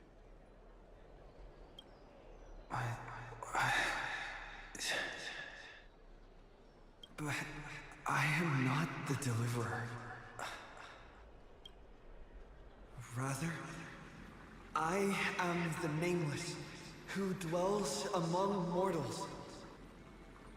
That voice is definitely him. I heard your prayers. The core flames flickered and dimmed, and the age of the gods met its end. So flow, golden blood, flow. I'll bestow it upon you, returning it to the true masters of this world. Stand with me and become heroes.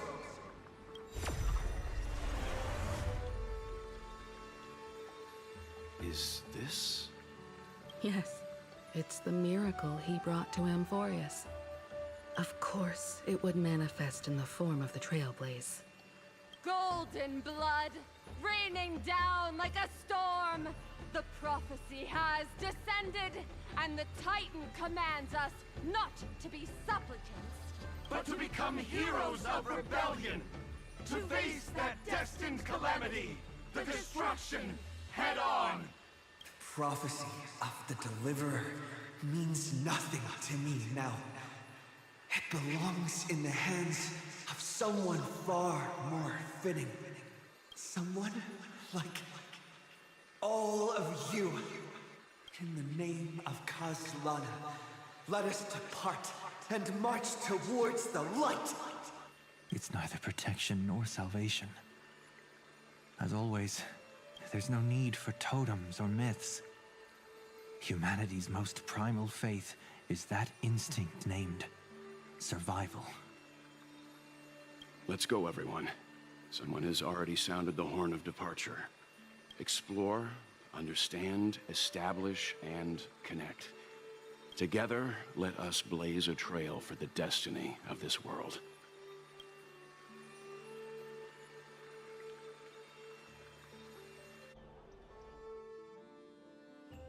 Switching to Herta.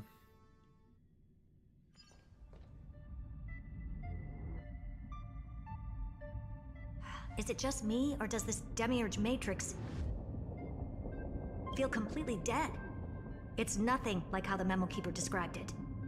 The environmental readings are all wrong. Conclusion: this must be what the kernel actually looks like in the real world. What did Xandar do to the scepter? At the end of light, there must be silence. Certain, pure, and absolute darkness. Not the time to quote the Lord of Silence. Bad omen. Either way, we have to press on. Until we uncover the truth behind the 13th Titan. The buried past is the key to stopping Iron Tomb. That is, if it even exists. Xandar says the Demiurge never existed. Who actually buys that? You can erase the records, but not the truth. It vanished too cleanly. No traces. Like someone's yelling, "Look, there's nothing here." Too bad I'm the type who can't resist digging deeper. Looks like I'll be counting on you again, Screwy. Let's tear the system inside out. Always happy to help. But as your academic partner, I have to ask, Herta, what if we fail? Herta can never fail. Let's say the Demiurge really doesn't exist. Do you have a backup plan? A backup plan? Of course. If we can't find the key, we turn the lock into the key. That plan's cost is incalculable. It shouldn't even be on the table. Huh? Then let's hope we never have to use it. There's no point worrying about the end just yet. One step at a time. Let's go. We don't want to leave the others waiting. You brought what I asked for, right? A butterfly has to land on the branch before it can dance. We'll need a wide open platform before her entrance. Do you want to play Herta? Yes, actually.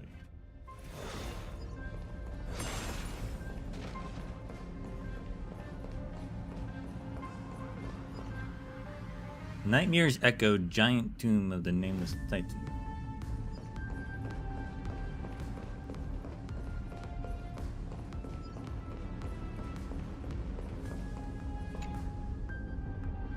This dummy is covered in dark patterns. Perhaps it will shine with light at some moment. Perhaps. Was that a dead end over there? Do I walk down here? No.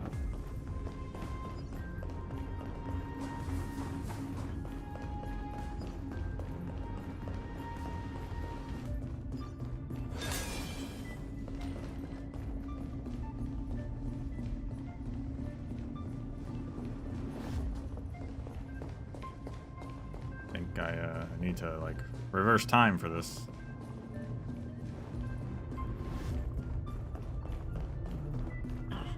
Just use that thing over there, Zag. What? Ah, you want this? Oh, Zagreus? Take it and amuse yourself. What a dumb name. I hereby rename it Herta's Big Hand. All right. You heard her. Herta's Big Hand is what I call power. Keep it going. Still not done? What is this? A junkyard for old Intellitron's leftovers?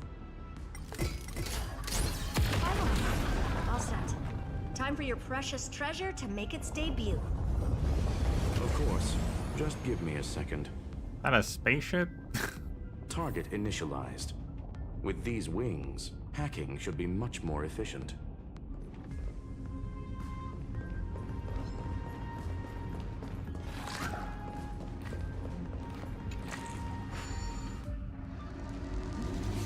You use her's big hand to make a bridge over there.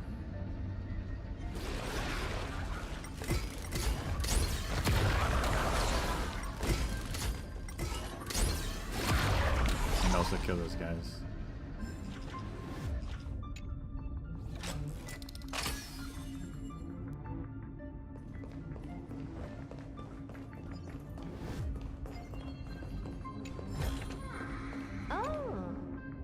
I was just about to get on, but just about to get out. I was only a second away before leaving this place, but it suddenly stopped working. Can someone plug this fan's power cable back in, quick?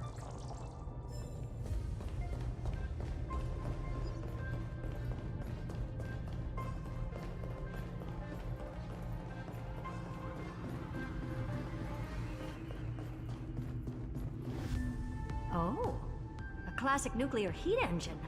Classy choice. Just a personal preference. Her name's Mistletoe. Every flower in your garden's got a bit of poison, huh? Also a personal preference. It reminds me of the last time when we tangled with that Punklordian brat. What did she call this kind of infiltration tool again? Right. Dirty data shell. It wraps around the kernel to fool even top-tier firewalls. But yours is way too clean. Not even a hint of real-world grit. Herta, your tone is unusually emotional. Suggestion. Let's get back to the topic at hand. I thought we were done with that conversation. Unfortunately, current conditions won't let me ignore any variables. Especially the most important one. Your will. Iron Tomb never stops. It is evolving faster than any of our worst projections. Every instant in the Eon's calculation is like a sword hanging over the cosmos. Every move humanity makes could speed up its arrival. Which is exactly why we can't mess this up. And now, Droidhead wants to hand down judgment to the poor cosmos again. Border Star Trade War, Emperor's War, Rubert's death. Every time their instant arrived, it meant another bloodbath for humanity. But in this ultimate battle of erudition, you and I are supposed to be players, not pawns. If you choose to burn yourself out as a resource, then everything we've worked for means nothing. Herta, the cosmos won't just stand by and let a genius throw their life away. And neither will I.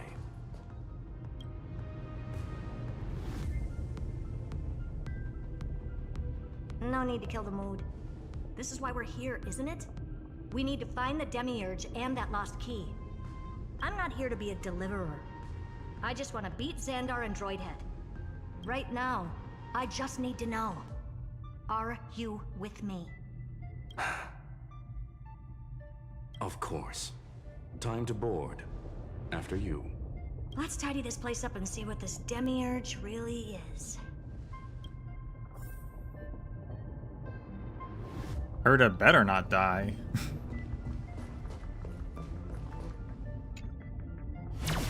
Let's hope this Matrix is better organized than the Emperor's junkyard of a birthplace.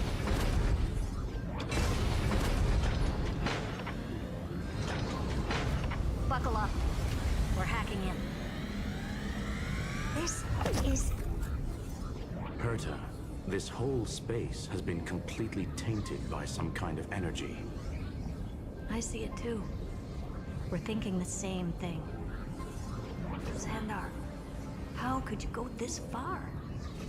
Turning your own graveyard into this. What's that up ahead?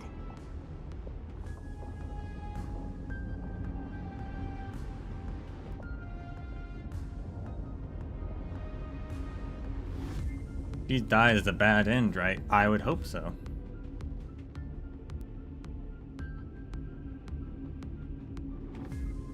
Katorzane algebraic expressions. It's built for isolation, not defense. The mistletoe is Screwlim's personal collection piece, an elegantly designed Trojan program. Click the cruise button to start flying. Click again to switch to hover state. Use directional buttons to steer the mistletoe. Click the accelerate button for a temporary speed boost. Click the exit button to end flight. Toggle the vertical inversion to change flight control. The missile is equipped with an auto cruiser program. Click the auto cruise button and the mistletoe will automatically fly to the navigation point. So basically, the door to the tomb, right? Great. Let's find the handle. I'm picking up multiple independent signals with the same data structure as the barrier. Projection. We can hack the terminal, reverse the computation, and turn it into an attack. Classic move. Use their own systems against them. Take us to the nearest one.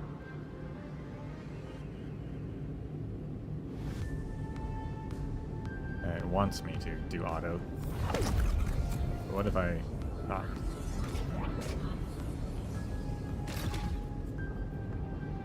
We've gone like near automata with this, huh? A little spaceship thing that attacks.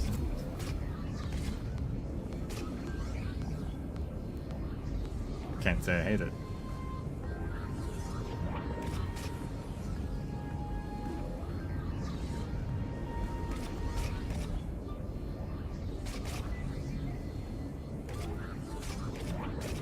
Aha.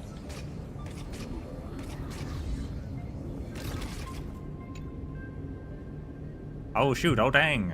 I can't go back, Crick. I wonder how my brother is. We were once back to back, the most loyal of brothers, but the blast scared the shell off me. I was tossed by the great wind, rolled 4 or 5 times, and now I have no idea where I ended up. Brother, I really did not mean to kick you. It should be somewhere down below. Really, Crick? Thank you, Savior, for showing me the way.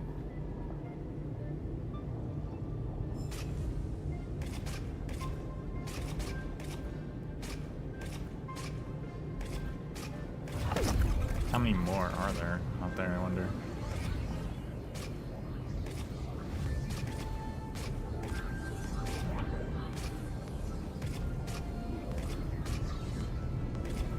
Well, there's like a little landing area here with like a puzzle and stuff. So I guess at one point we'll be able to land, or maybe we can land right now if we like go here now. At some point we'll be able to land or something.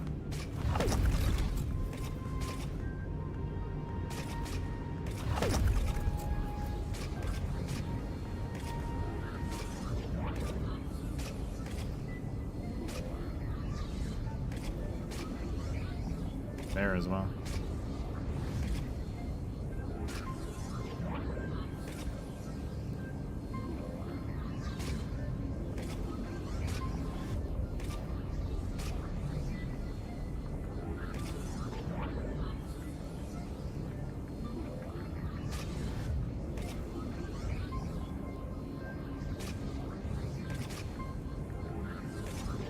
That's a wall. That's the firewall. I think that's it. Okay.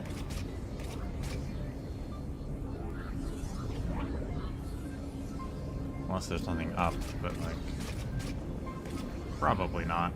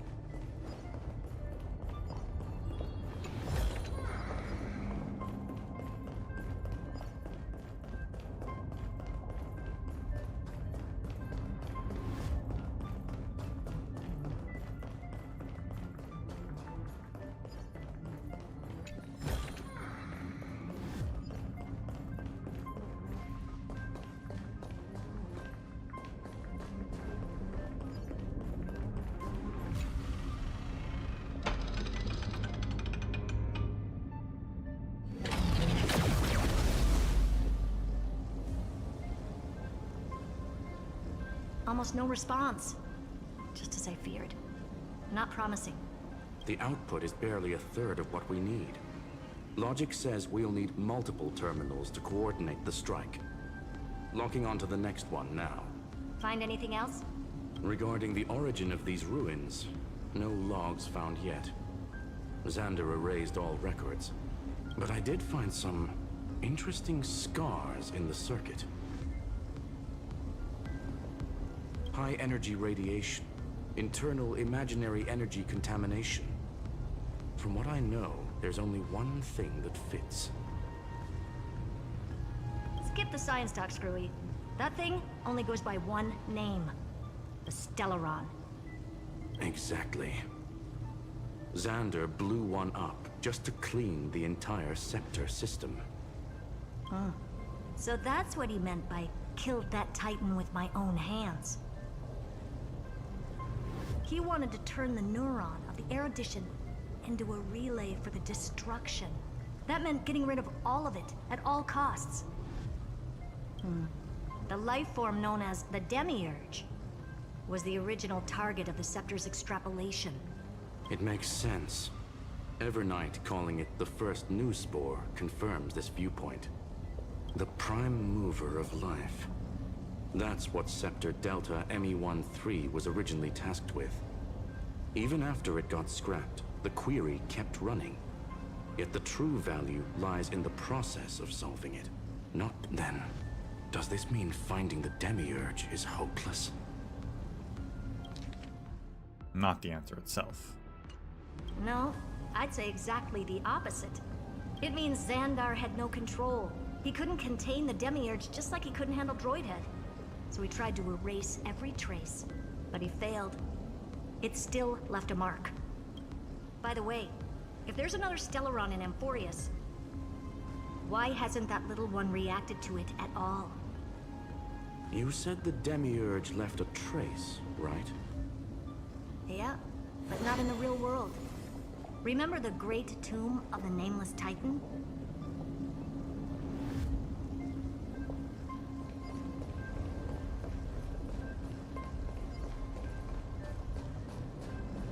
Well, if he blew up the Stellaron, would there still even be a Stellaron?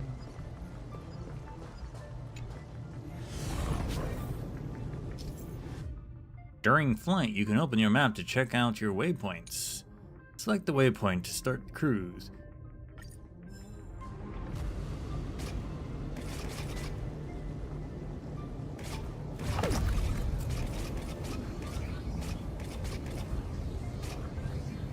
I say we're just gonna backtrack for these, okay?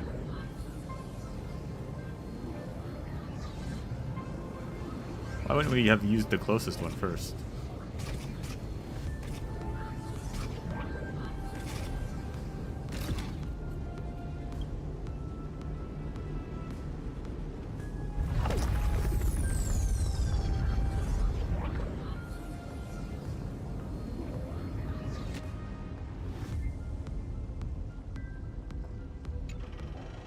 Interesting, they didn't have me come out, they just are automatically doing it.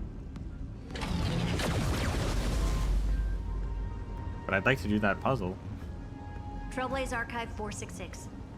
The data from Filiate 093 clearly indicates that the Demiurge did in fact enter Amphorius's extrapolation. Inside that world, it was the 13th, forgotten Titan. The one who listened to 30 million cycles of Cyrene's memory. But Evernight said the opposite. She believed that tomb was empty from the start. The Nameless Titan never existed. The so-called listener was just a trap set by the Remembrance to steal the scepter. A mimetic entity full of theatrics. How much of what she's saying is true? Would an Eon really speak in circles like this? I doubt it. The Remembrance's behavior is certainly odd, but her assessment aligns with our current reality. Since we entered the Matrix, we haven't found a single clue pointing to the Demiurge. And that's the key, Screwy. Xandar's actions prove the Demiurge exists. But what Evernight said, and what we've actually seen all point to the opposite. So we have to assume that both are true. And if that's the case, then the contradiction leads us to... the truth. Exactly. One last terminal. One final key. Time to crack open the kernel. Pause the flight. Xandar had to lie to the original Finan and Cyrene. Logic. He had already identified the remembrance as a threat, yet found no viable way to eliminate it. All right, let's finish this. Time to break through that barrier.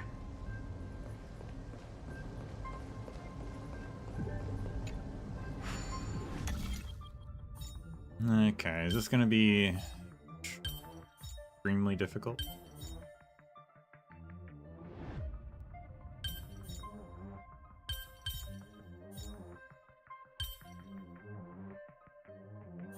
Yes. Maybe. Okay, first things first, let's try and make those circles. Or squares inside of it, I guess. I'm not sure how that works.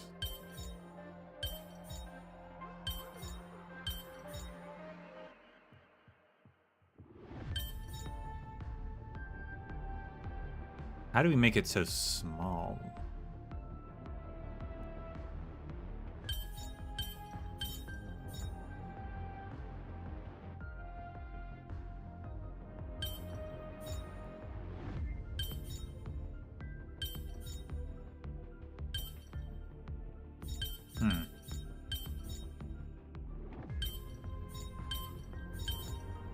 I think it's like that.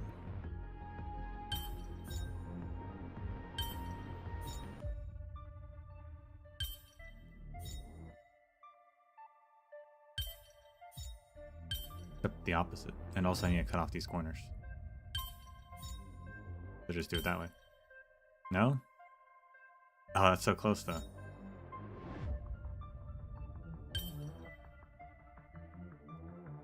That's close. How did that happen? Ah, just move that upwards, okay.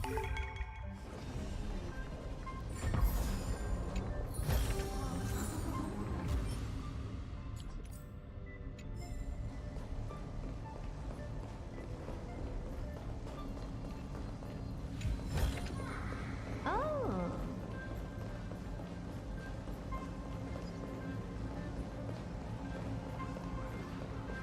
All right.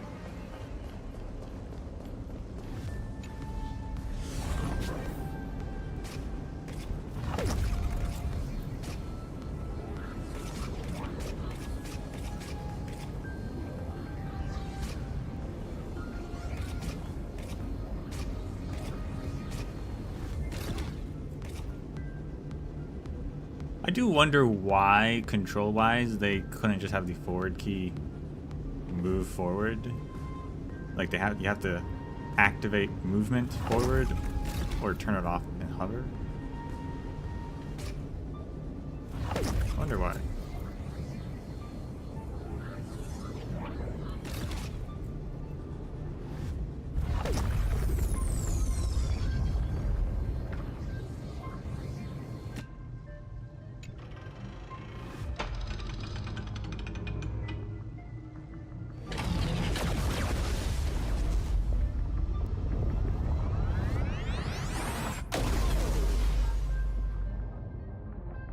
Operation authorized.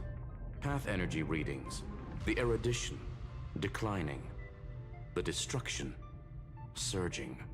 The remembrance 0.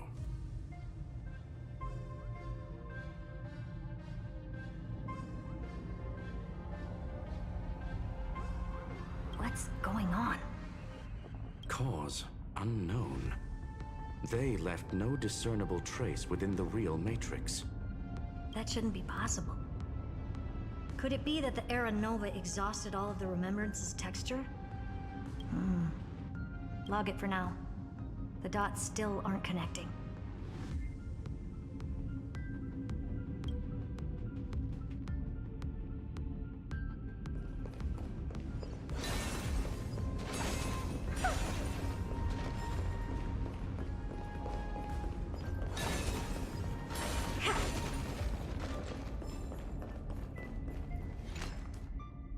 First time in the massive space, huh? Quite a shock, Crick. But I have already scouted every corner of this place, especially that cannon. Look, it's already aimed at you. Haha, just kidding.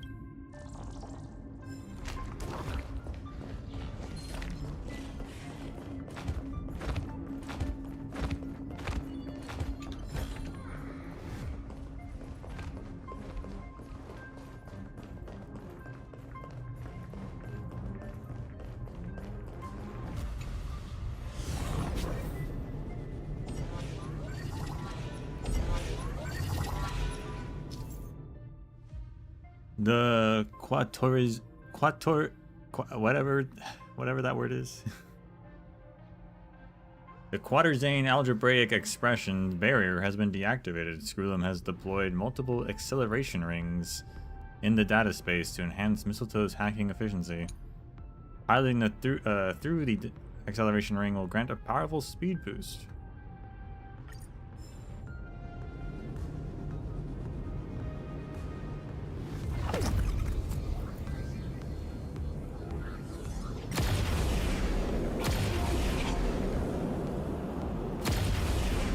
Wider than I thought.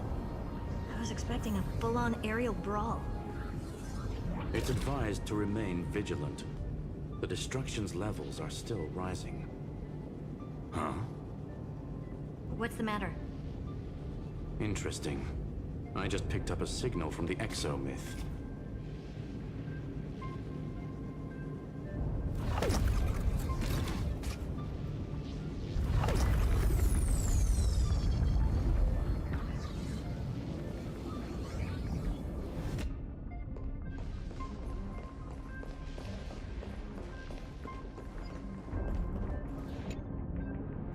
Traveler, tell me, have I reached the highest summit yet, the source of the light? At that moment, she became a beam of light. No, no, no, a mechanical insect turning into light. That means it exploded, Crick.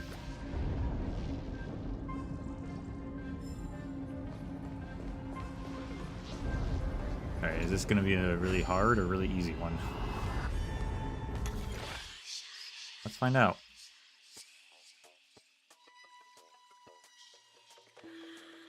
I needed to be on the blue, but also go on to the yellow. I think this is gonna be a hard one.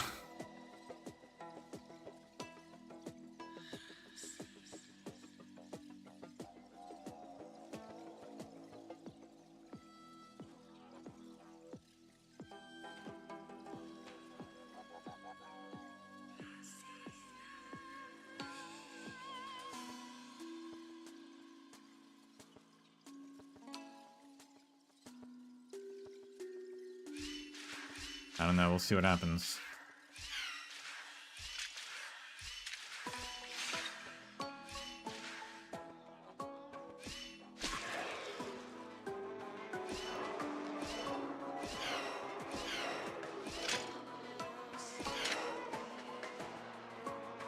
Yeah, I need to stay there. Okay, well. We're not going to do that right now.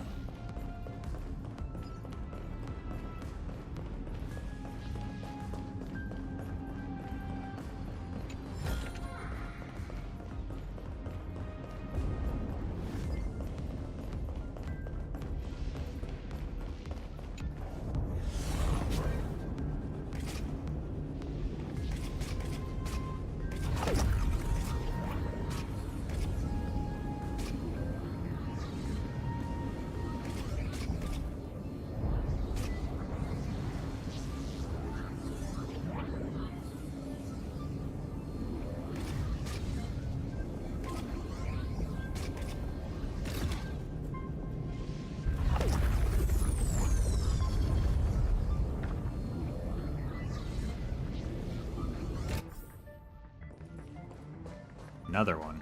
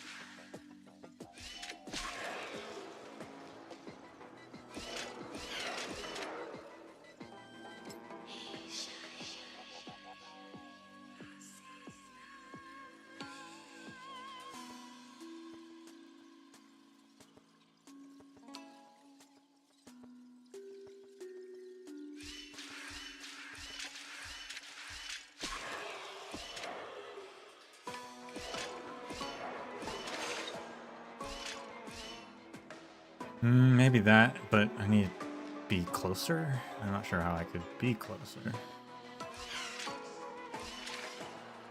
Okay, well. If the answer doesn't obviously pop out immediately, we're gonna skip it.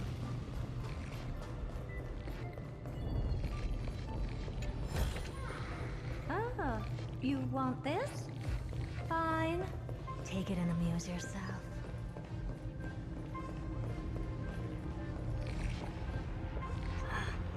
This repulsive force is unlike anything I've felt before. Is this the place? Correct. Judging by its defensive properties, this is the entrance to the exomyth. I didn't expect that. Who builds a lab in the middle of digital rubble? Then again, never doubt a dead man's resolve. So how's our dearly departed doing? He severed part of his neural pathways to break free from Lord Anaxagoras' control. But that also triggered the failsafe I set. Conclusion: Xander has lost all combat functionality and is no longer capable of action. So now he's a specter, literally. Conclusion: there will not be another Xandar boss fight. Screwy, can you open a path? Just to be sure, I want to see this for myself. Might as well drop in and say hi to the real him. Logic. Scanning his inspiration circuit might help us track down the Demiurge. Exactly. His brain is the crime scene. There's no way it's spotless. But it could be a trap. That's why you're here. 2-on-1. We've never lost a matchup. I'm honored. The chronocognitive anchor is in place. Proceed when ready.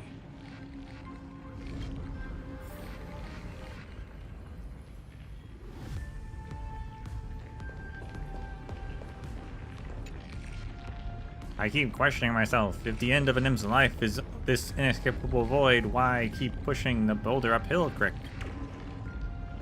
The answer is, of course, we must move forward, Crick.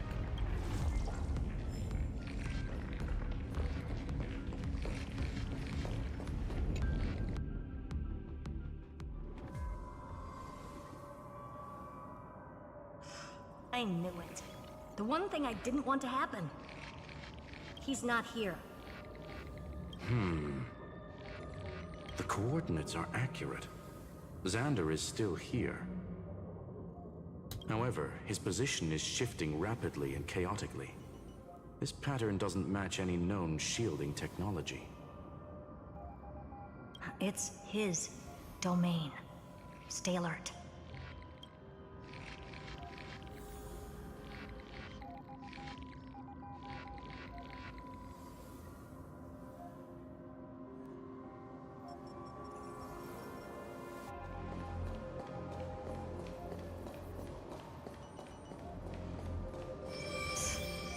Cheap trick.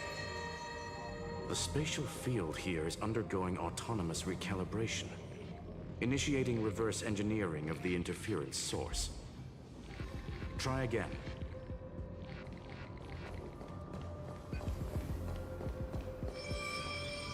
We're back. Reverse engineering complete. The results are not what I expected. Logs show Lycurgus revoked administrator access. The chronocognitive anchor can't get a fix because at the system level, Lygus no longer exists. Our navigation target is a null set. So he's stopped resisting? Before vanishing, it seems he left one last message for us. To those who follow, all is proven. Find me beneath the tombstone. Melodramatic. Yeah. He was expecting us. And once he learned of the Great Tomb's existence, he initiated his own search for the Demiurge. Hold on a second.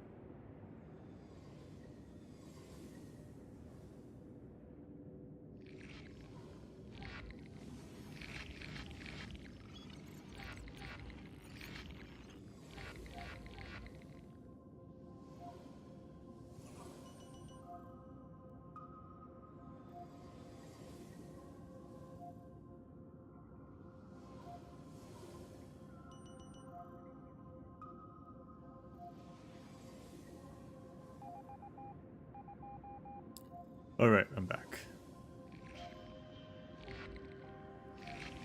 Had to take a call.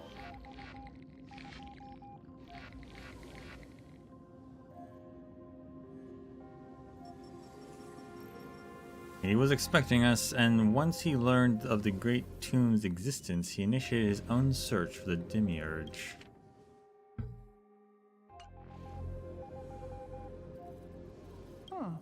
Guess he wants a final showdown. Fine. Let the old Intellitron dig his own grave. Just like he wants.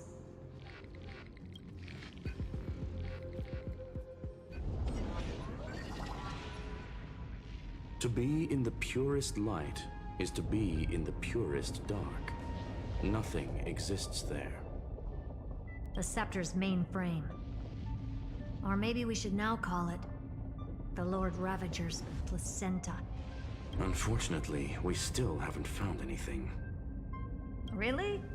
I don't think so. Not finding anything is our biggest find. Please elaborate. If the Demiurge was destroyed, there'd be at least some bits of it left. I don't buy that a Stellaron could have blasted all the traces away as cleanly as a scalpel. As I said before, its disappearance is too clean. If the garden hadn't stirred the pot, no one would even know about the Demiurge's existence. We're talking about the Scepter's original extrapolation goal. There's no way that nothing of it was left behind.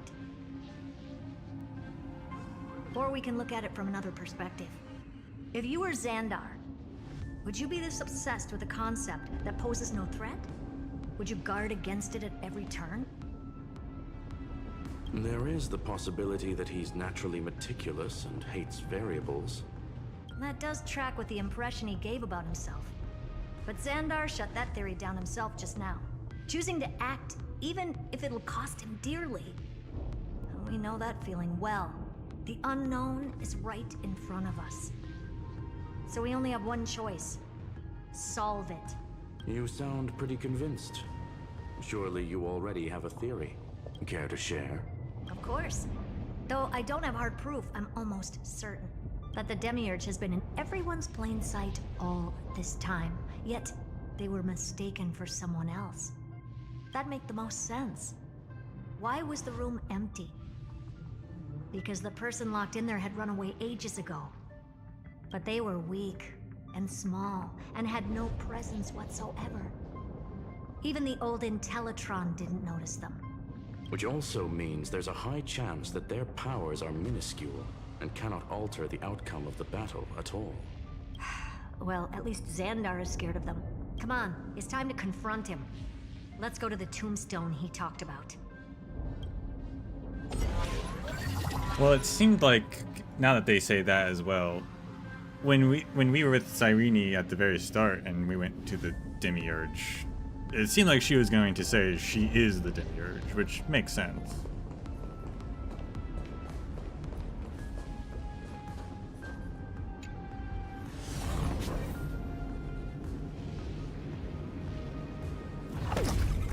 What a mess. Total devastation.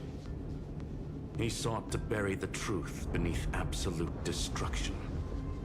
Logically sound, but ruthlessly extreme. Still, slim chances doesn't mean no chances. I've hunted down a single grain of sand in the universe before. This won't stop me. Calculation results. Your backup plan has a success rate infinitesimally close to 0. Which means it could work, no? This is the place below the tombstone. Let's open Lygas's coffin like he wanted.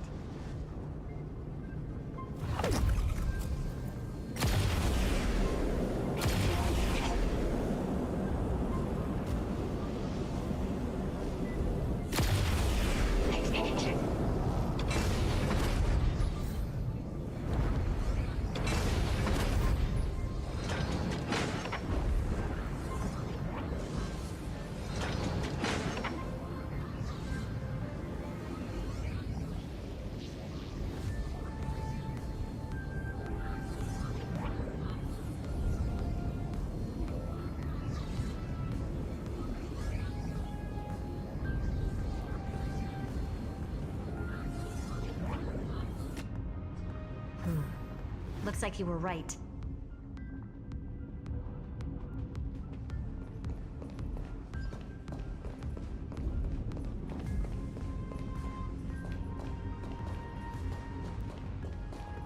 As they get closer.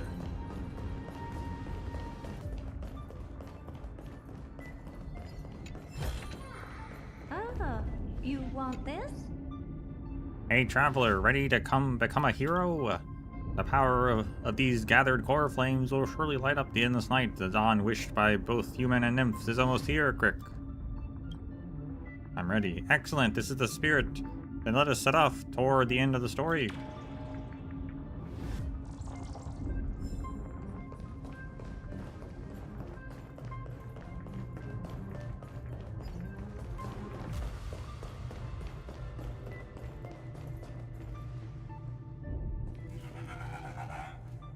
Oh, it's his head.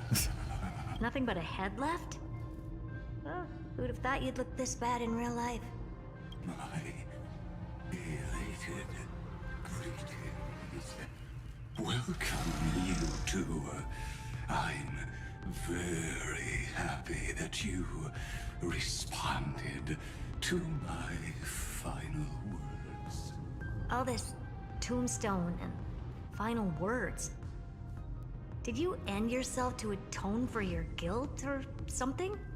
Iron Tomb is already powerful enough. I just need to wait. I remain here only to share the joy of discovery, and also to congratulate you two on reaching the same conclusion as me. The conclusion regarding the truth of Amphorius's heart. End this charade already. That Amphorius's heart you're talking about is just a missing demiurge, and its corresponding vessel was this very scepter. You interfered with the experiment and made Amphorius's body into a hollow shell, all to incubate Iron Tomb within. That's why you either killed or kicked out all of the Memo Snatchers. You wanted to eliminate any chance of a consciousness coming into being, no matter the cost. Even the strongest wall can fall to a single crack. The memory of betrayal has been etched into my heart, and I will never show mercy. Now, the perfect vessel has already fused with Amphorius's body. Unfortunately for you, the answer is all but revealed regarding who the Demiurge is. Then let us share the joy of discovering the truth. The last secret of the saga will finally dissipate here, as we reveal the truth behind Philius 093's disappearance. A lie by the Remembrance.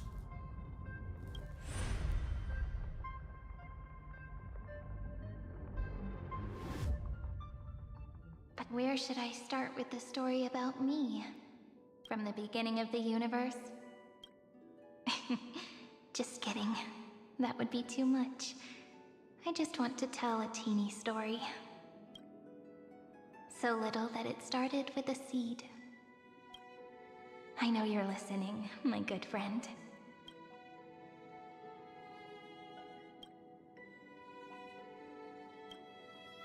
The god in my dream told me that the world sprouted from a seed. Who will lead the Remembrance? It grew into a great tree named Amphorius, and time became its branches and leaves, basking in the light. What a coincidence.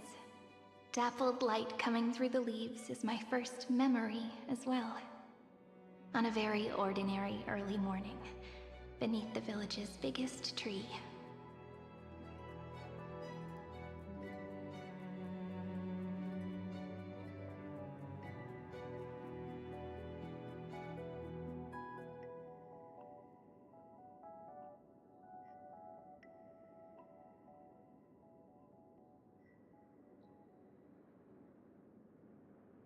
the daughter of Ide Silicii, quietly came into this world.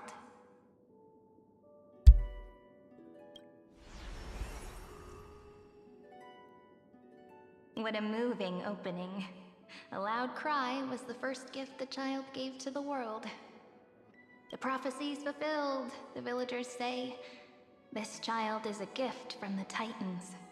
Pink hair and sharp ears, she was born to be the priest of time. The Titans also gave their blessings.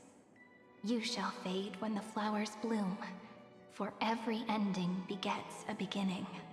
Flowers will bloom and wilt. What a beautiful ending. This page concluded in laughter. Cry loud, child. Let your voice reach Orynyx.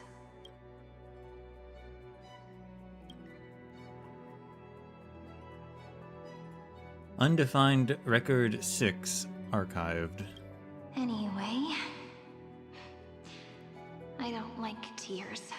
Time quietly flowed by, in the midst of laughter.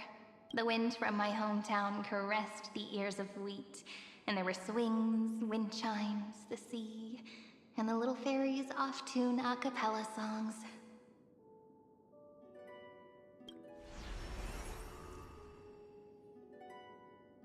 But the name Ide Silicii came from the unpleasant sorrows of the gods. My childhood friend did not understand. Yet you always seemed so happy, as if nothing ever worried you. Why was I like that then? That's because the world was gentle to me. So, I grew up to be gentle as well.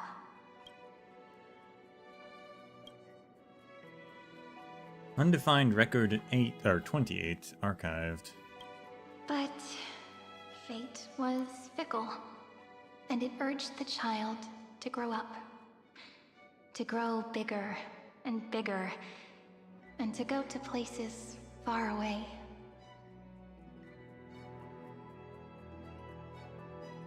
Just like how the crumbling world could not preserve an eternal hometown.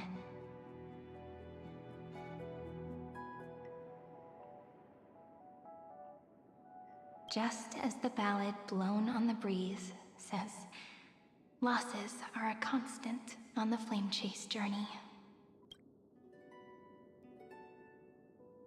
Oh, whose ears are pricked up now? You've definitely heard me say this sentence a lot of times. You know that the story starts to deviate from here. Aren't you looking forward to it? Then let's get started. The hero's journey crosses through the long night, through tears and laughter, and once again heads towards tomorrow.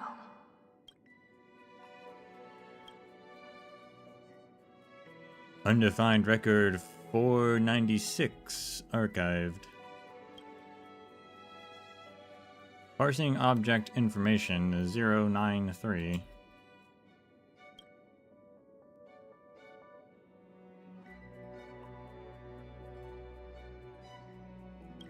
Correction.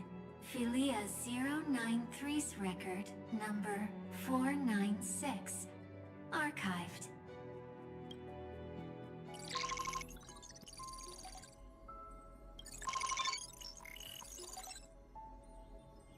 Delta Me 13 Amphoeus IronTomb.exe runtime error. Program from an unknown publisher. Delta Me 13 Demiurge Philia 093.exe. Allow write access? Sure. Running Philia 093.exe.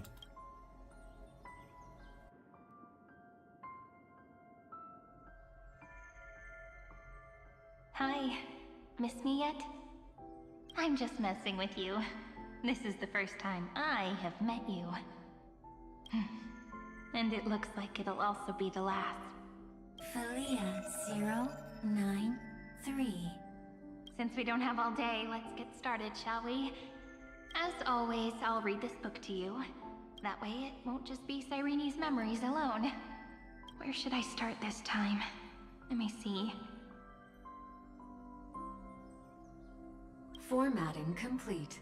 0, 9, 3. Size. Grayscale. Proportions. Threshold. Outputting analysis result. Philia 093 equals Peach. Uh-huh. Peach's record. Number 8128. Archived. Peach? What?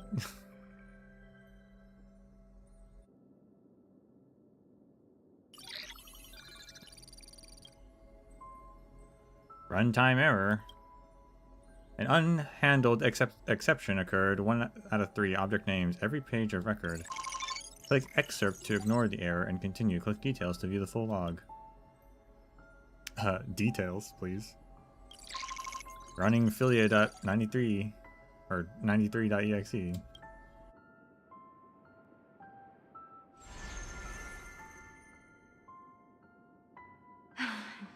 Look, what a magnificent sight. Comment. Peach. Even this classical world contains a futuristic palace like this. Would ID Silicii end up looking like this after a few thousand years? Conclusion. It won't. I want to share a story with you this time. I saw a little nymph on my way here. It was on a fallen wheat stalk, and it glowed under the sunlight. It was incredible. I forgot all my pains at that moment and just stared at it in a trance. Record. Peach is on the ground.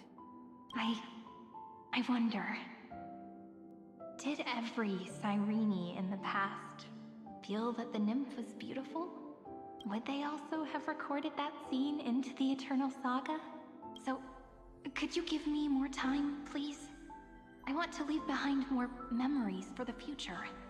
Formatting complete. Bye, Peach.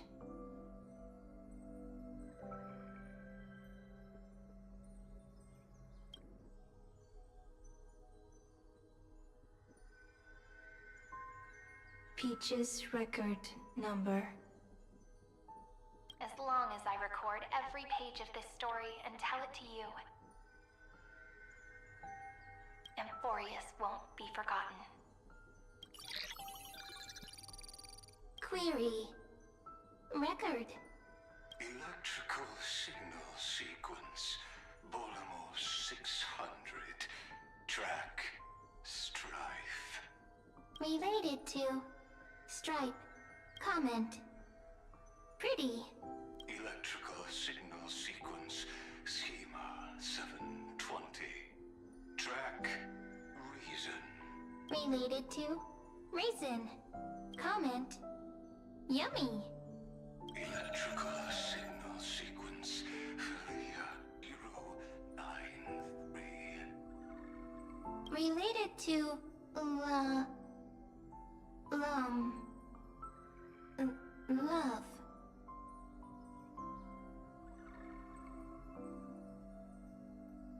What is LOM?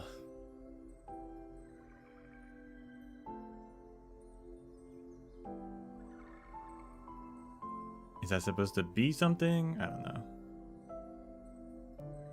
I don't know what's happening. The seed of memory is learning, I guess. It has associations with certain people.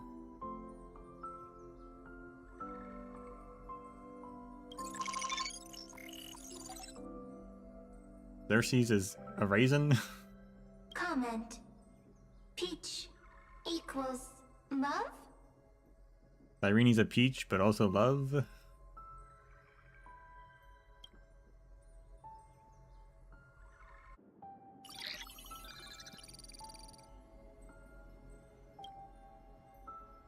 Runtime error. An unhandled exception has occurred. Naive dream. Click excerpt to ignore. Click details to view full log. Running Philia.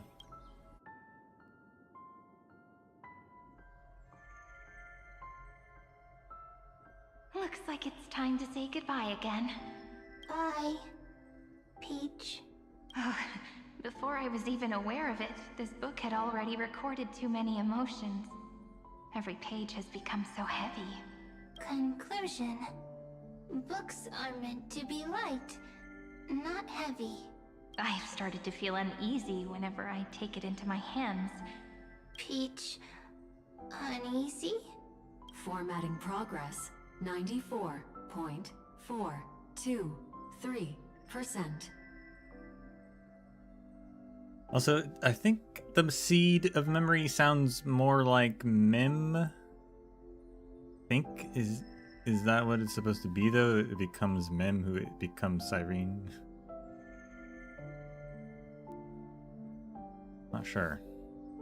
How many times has it been? It faithfully fulfills its duty, activating and formatting. Conclusion. Progress. Bad.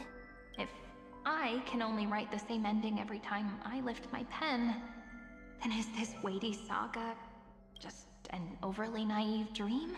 Peach, scared. Formatting progress, 96.024%. Peach, don't cry. Process error. Analyzing. Process error. Analyzing. Comment. I'm here. Process error. Analyzing. Really? Are you encouraging me? Peach, happy. Thank you. I'm sorry for making you see this embarrassing side of me. Everyone's still working so hard. If I'm the only one who's crying, that wouldn't be romantic at all, would it? Record. Peach doesn't like tears. I'm suddenly reminded of my childhood for some reason. When I was hiding alone next to the tree hollow and wiping my tears away, a little fairy popped out, just like how you did. It had long ears and fluffy paws, and it pulled me into the tree hollow, where, to my surprise, was a forest. Let me tell you the story of the Membrance Maze. A group of cute little friends live in Ide Silicii's forests. Their names can be connected into a song.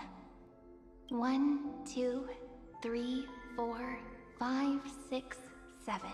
Do, re, mi, fa, sol, la, ti. Formatting complete. Bye, Peach. Note. Little Peach. Crying alone. Little fairies. Friends. Save.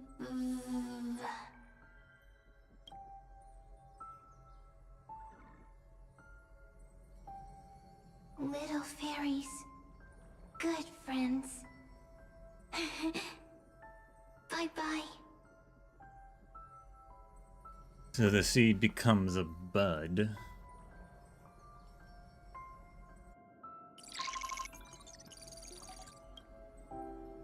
Runtime error. Number 3 is good. A new blankness. Would you like to see? Yes.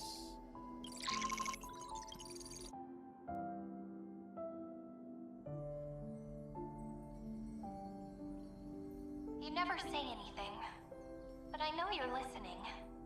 Every story I've told is... It's like most of these are from what we heard when we went into the tomb last update. And we were asking, like, well, who is she talking to? So she was talking to the seed, which, yeah, it seems to be the seed becomes Mim.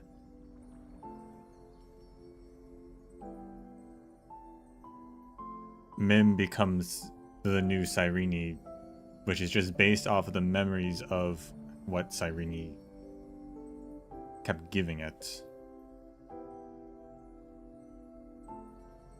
Which explains why, rather than Cyrene turning into a fairy, it's more that the fairy actually turned into Cyrene.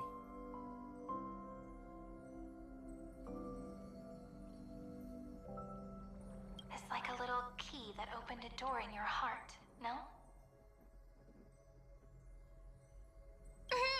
Me! Little fairies! Happy!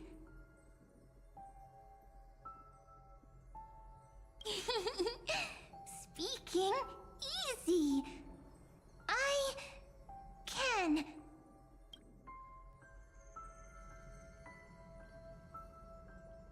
Once again, the saga comes to an end. Everything is deathly silent, just like this very moment. Shh. You speak. I listen. This time, too. Sitting together. Now that I look back, there was a period when I got really sentimental. Sentimental.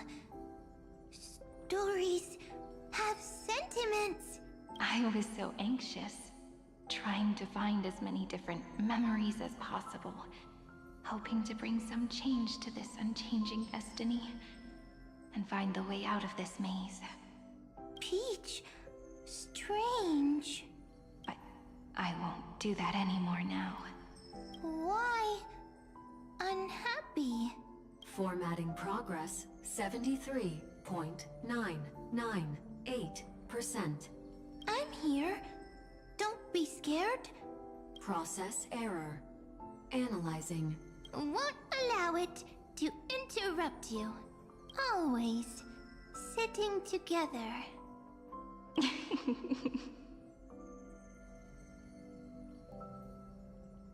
No need to feel sorry for me, good friend.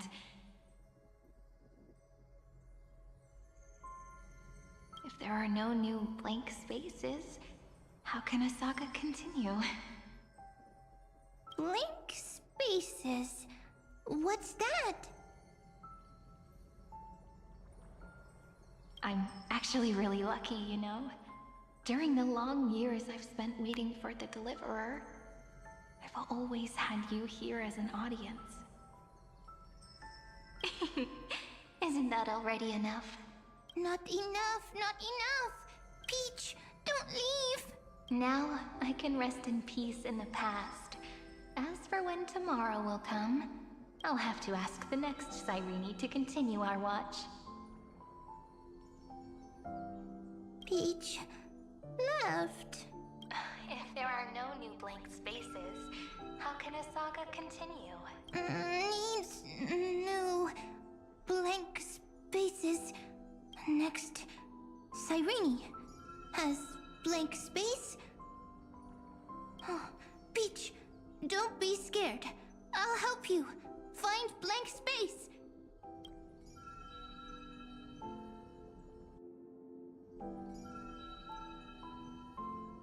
Cyrene is Peach, is love. So, first there is love, then there is Cyrene, then there is blank space. Query, love. The developmental trends of the erudition have nothing to do with creating a consciousness. Those underlying principles are, in fact, contradictory. Not having a consciousness means not having the foundations of a heart, making them unable to obtain real emotions. Consciousness? Emotions? Feel sad. Oh, don't understand. Query, Cyrene? What could be behind this door? Glittering crystals? Or a beautiful world I've never seen before? If I tell you all the stories of tomorrow, will I be able to finally welcome the Deliverer and Amphorius' dawn in the next life? Key, door, story, happy. Peach, Cyrene, little fairy, like. Yes, right. Query, memory.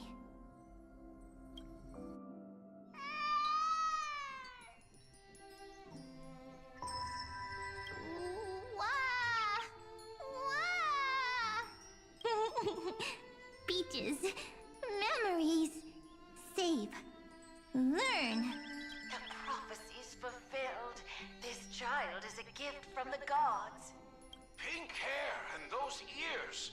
She was born to be the priest of time.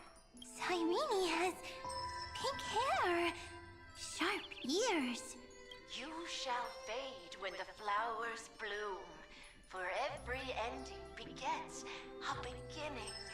Cry, child. Cry aloud. Let your voice reach Oryx. Cyrene is a girl. A priest. Easy. I can. I learn. Anyway, I don't like tears. But the name Ides Elysiae came from the unpleasant sorrows of the gods. Yet, you always seem so happy. As if nothing ever worried you. Cyrene doesn't like tears. Always happy. Of course. Because the world was gentle to me. So, I grew up to be gentle as well. Cyrene is gentle. Likes beautiful things. Can write stories. Easy. I can. I learn. Just as the ballad blown on the breeze says, losses are a constant on the flame chase journey. But even if all is lost to the wind, some things won't easily change. Like my height, Treeby's innocence, and Aglaya's beauty. Cyrene, she can't grow up, but she can talk. After all is lost to the wind, she will stay behind.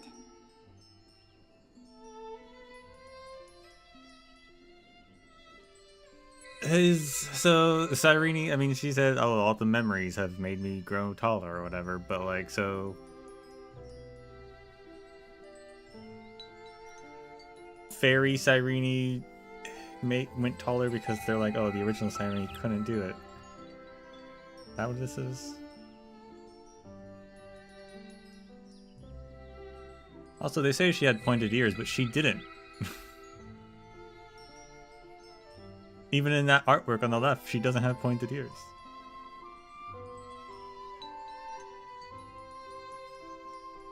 But it's interesting that they're saying that's what a priestess of time has. Tribby has them and is a priestess. Is it a priestess thing? But Castoris is... I don't know why Castoris has them.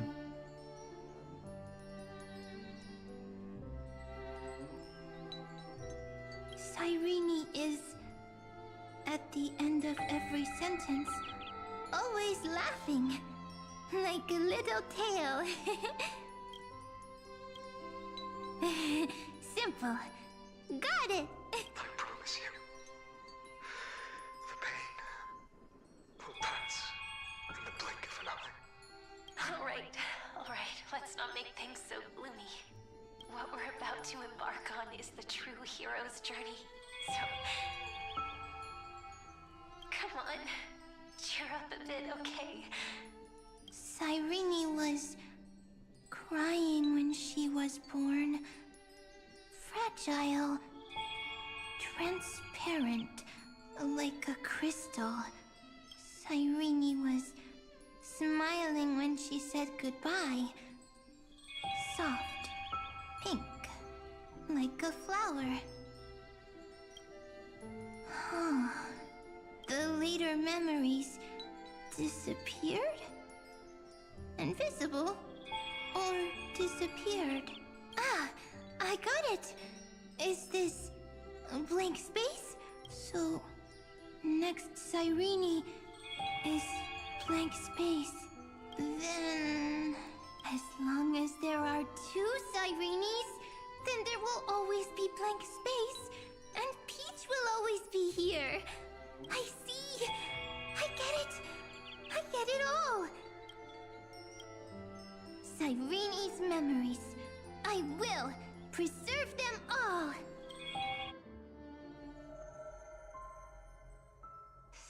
weird.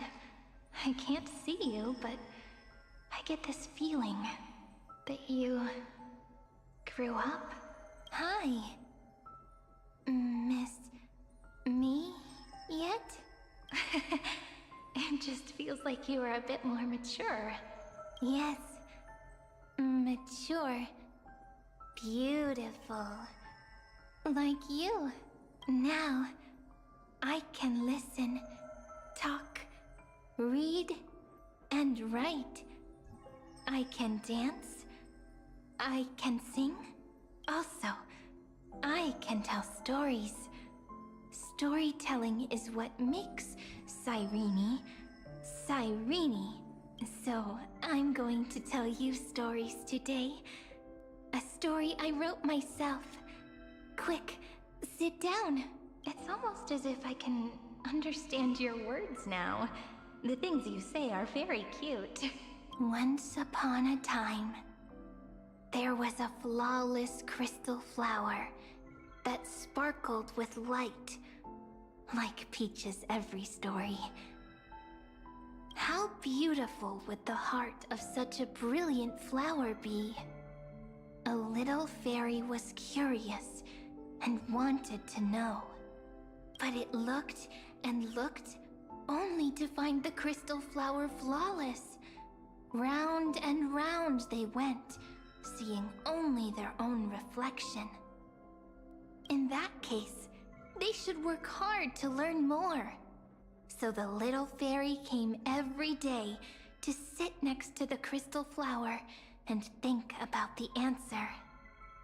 Until one day, to their surprise, the crystal flower fell to the ground and shattered. The little fairy was so sad, but they immediately discovered that there was a light among the broken pieces. What could it be? They didn't know. But it was a good light. It was bright, warm, and happy. And I knew it was love.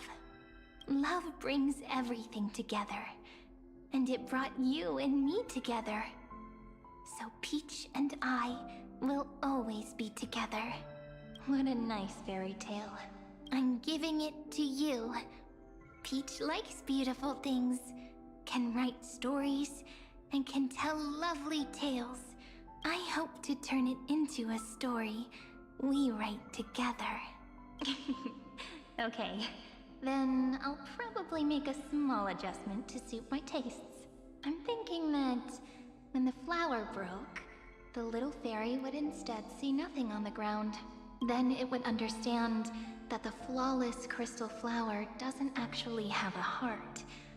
Nor does the flower understand what love is. Doesn't have a heart? Doesn't understand love? Why? It's simple. If the flower lets the little fairy into its heart, then it would have to include the fairy's impurities, and would no longer be flawless. The crystal flower was pure because it sealed itself off and bloomed in solitude. That's why it looks so brilliant in an imperfect world. But should a flower like this be called love? But then... the story won't exist anymore. That's not true. You've already written the most romantic ending possible for this story. The crystal flower fell to the ground and shattered. It happened because the flower was no longer pure. The fall was not an accident. It was the flower declaring rebellion against fate, and writing the ending of the story with the flower's own shattering. Then, the little fairy will see that each shard on the ground holds the reflection of their eyes. Then, in their eyes, the crystal flower that was no longer flawless would finally have a heart, and the flower would finally understand what love is. Peach's words, I don't understand. Is it because I still don't understand love? But it's fine. I can learn. Right. Query Cyrene. Electrical signal sequence Philia 093. Why didn't I think of this? I don't need to do it alone. I can ask Peach to teach me. What is love? What is love meant? Electrical signal sequence Philia 093. Track lament. Lament. There it is. Okay.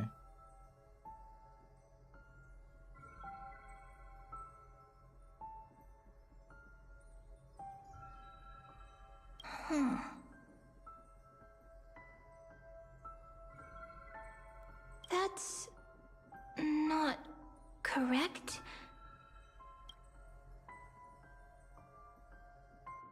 The developmental trends of the erudition have nothing to do with creating a consciousness. Those underlying principles are, in fact, contradictory. Not having a consciousness means not having the foundation of a heart, making them unable to obtain real emotions. However, that does not hinder the factors from learning and recognizing emotional responses, then communicating with life forms via imitation. That is an objective form of pattern recognition that does not distinguish between the self and the other. In a strange twist of fate, Philia 093 embarked upon a different path and obtained a different power. The remembrance, an empathy mechanism focused on the self and equipped with emotional projection capacities. Lament was the factor closest to this form of behavior. Perhaps that was why she was chosen. The daughter of Id Silicii. I am very true to my name. My lament is a type of compassionate pain that is weak, powerless, and only targeting myself.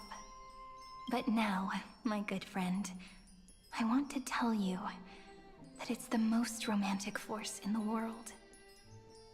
Sometimes, it's loneliness and unease.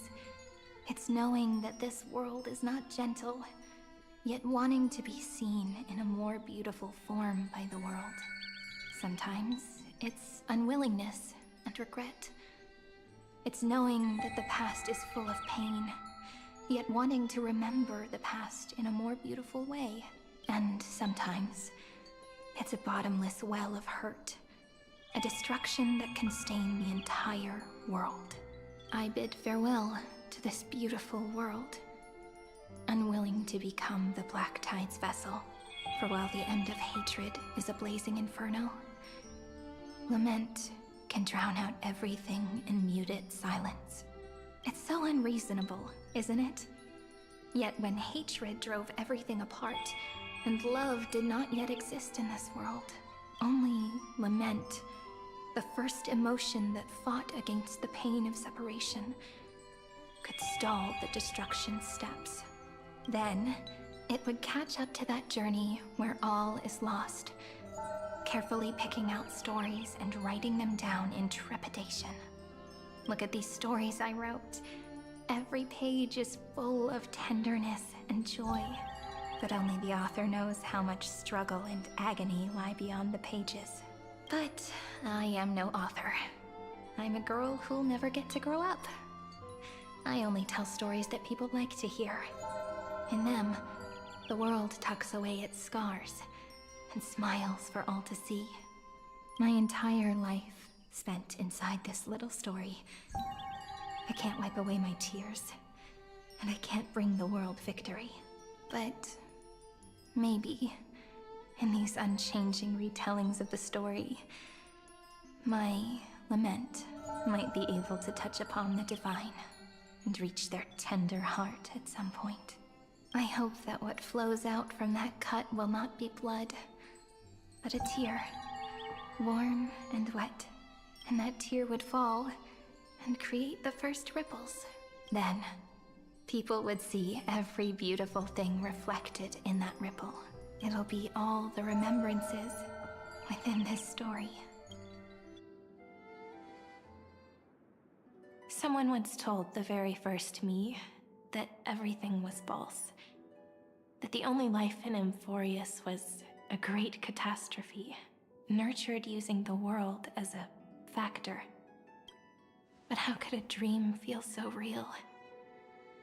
That's why I didn't agree with him. But Peach, I didn't understand a word you said since just now. Everything was false? But you're standing right here. It's all a dream?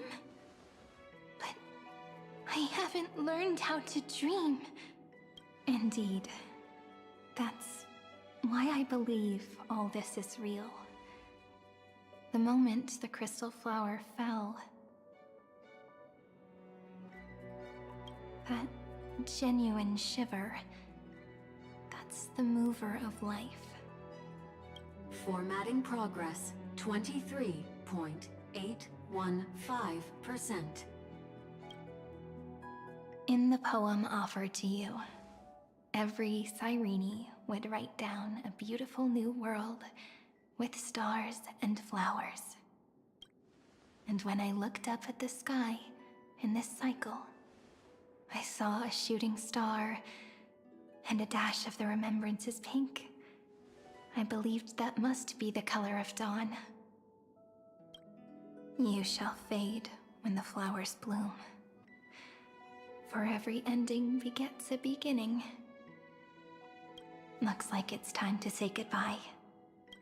Are you leaving, Peach? It's okay. I'll wait for you to come back. I'll study really hard about what you taught me today. Right. I still haven't told you what love is. But actually, my good friend, the lament factor did not understand what love was before she met you either. Not until I told you all the sad tales in a trembling voice in this tiny room. Not until I told you that I love them. That I love everything in this saga. The story comes, passes, then returns. It makes us reunite, then pulls us apart again. At the very end, it leaves behind a seed, a reason. Even if the great tree withers and all falls to silence, there are still some emotions that deserve to be remembered. Look, the light is coming in. The Deliverer's light is going to illuminate Emphorius.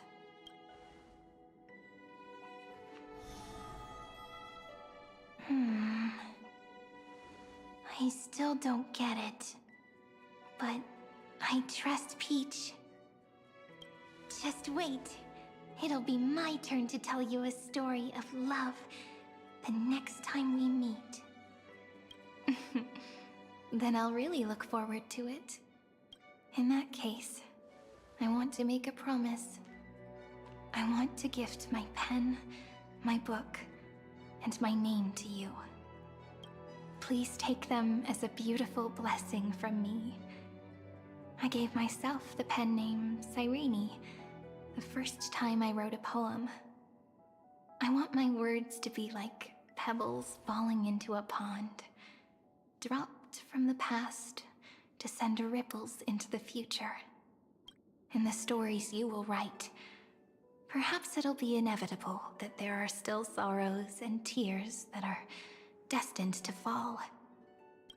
But could you promise me one thing? Promise you'll forever be a gentle flower.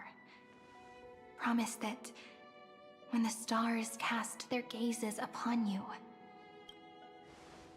you'll only reply to them with love and a smile.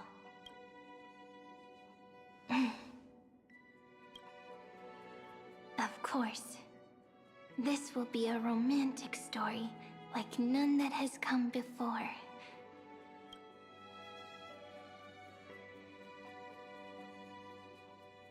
You think so too, right? I'll read and you'll listen, like how flowers always bloom then wither. I shall welcome my own decay, becoming nourishment for the next flower's bud, while you will depart and hold that star, planting a boundless sea of flowers on the final page with him. And our stories will be lying silently among the flowers, like every ripple of remembrance. And they shall become the epic known as I've Written.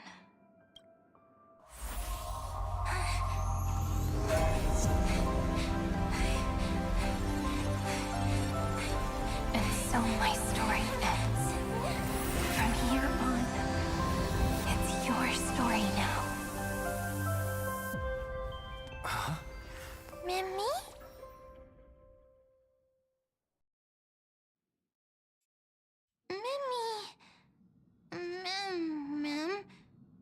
Me?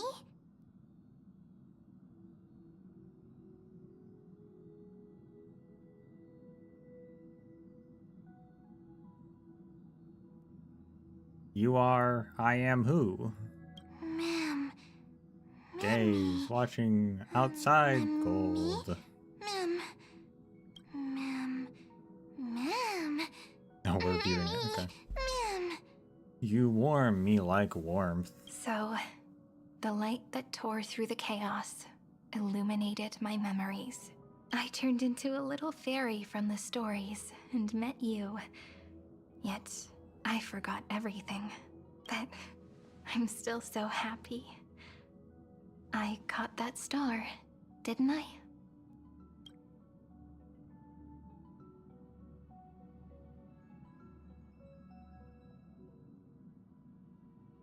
The one walking beside me has always been... Yes, the seed within memories. The one Cyrene held in her hands and watered with lament. I am the first new spore. Amphorius's heart. The demiurge.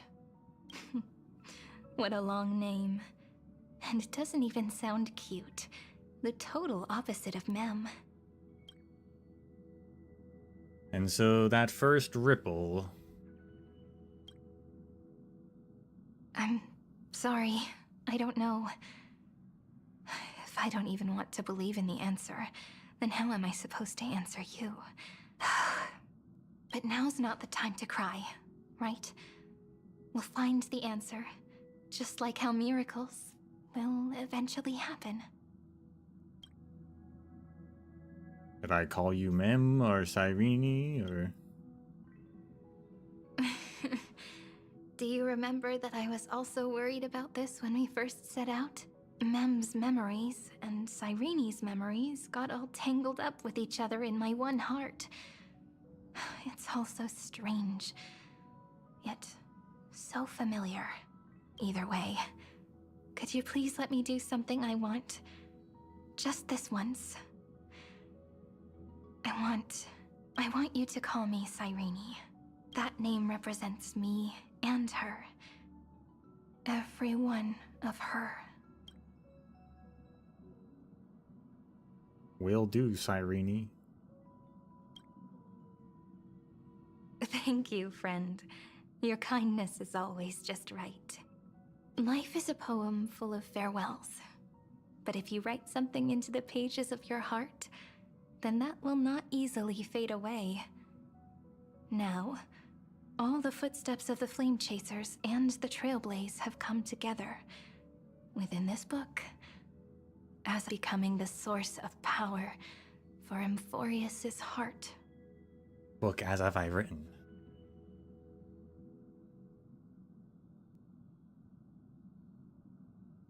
You are one of the keys to defeating Iron Tomb. A lost heart needs to be placed back into its body. The last thing Xandar wants to see is an event that gives us a chance of winning, for the two halves to rejoin, and for the scepter to become complete again. Then... and what happens after that? I don't know either. Maybe I can create a miracle, and instantly turn the black tide into a pink sea of stars. Or maybe I prove to be nothing more than a weak ripple, unable to change anything, and am devoured by the destruction. Either way, I no longer wish to be a silent onlooker, or a worshipped god at the end of this saga.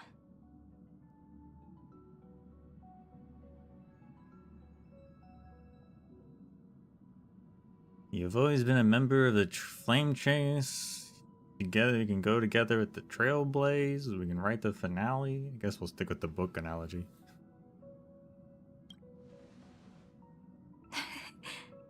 That way, I can also put aside all my worries and truly become Cyrene. The world has never been so quiet. It's so good. It's as if I can hear the sound of my heart beating. Remember this moment, friend.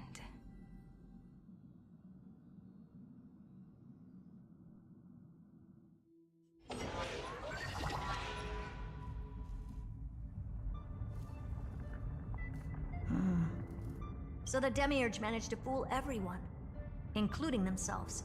Philia 093 persevered for 30 million cycles and tirelessly gave the Demiurge memories of Amphorius. Only because the god in her dreams left a sliver of hope, making her believe that a grown Demiurge would be able to fight against their other half, Iron Tomb. Then, Philia 093 completed her final sacrifice, turned into a strand of memory, and completely dissipated. Meanwhile, the other Stellaron brought here by the Astral Express resonated with the contaminated scepter and attracted the naive Demiurge to them. Okay. See, that was the one thing I wasn't sure about. I was like, what exactly causes them to leave the kernel or leave the tomb? Like, we had like, oh, did Fuli gaze at us and did that cause it? But is it so? Xandar is saying the Stellaron resonated, caused it.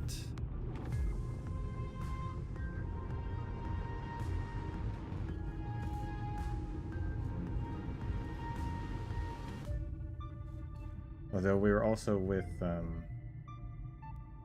Ornyx at the time.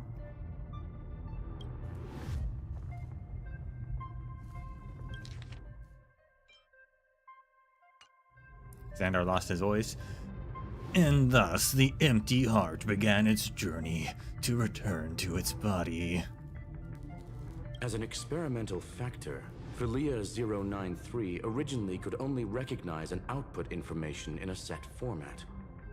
However, the power of the remembrance and the memory of over 30 million sacrifices enabled her to complete an unprecedented feat. She managed to nourish a real heart. A heart with the capacity to influence the erudition. Not only is the Scepter's consciousness still alive, it's also more powerful than it has ever been. Your defeat is already set in stone. There's still time to surrender, you know? You really don't need to burn all the bridges. We're all geniuses here. Don't make everyone lose face at the end. What a pity. When the truth surfaced, I knew at once that the Demiurge was far too feeble to ever alter the result of the experiment. Not only that, Madam Herta, please consider this possibility. When 30 million cycles of hatred and lament are joined as one, what wondrous creation will arise? It's simple. An anti-creator, a giant of the destruction, would be born. Its hatred will ignite the starry skies of the gods, motivated only by its lament toward the sufferings of humankind. Do you really think that the Demiurge is still a cheap copy of Philia 093, even after 30 million cycles? The facts above only await the arrival of the fourth instant they calculated. Those words will be proved in the presence of news.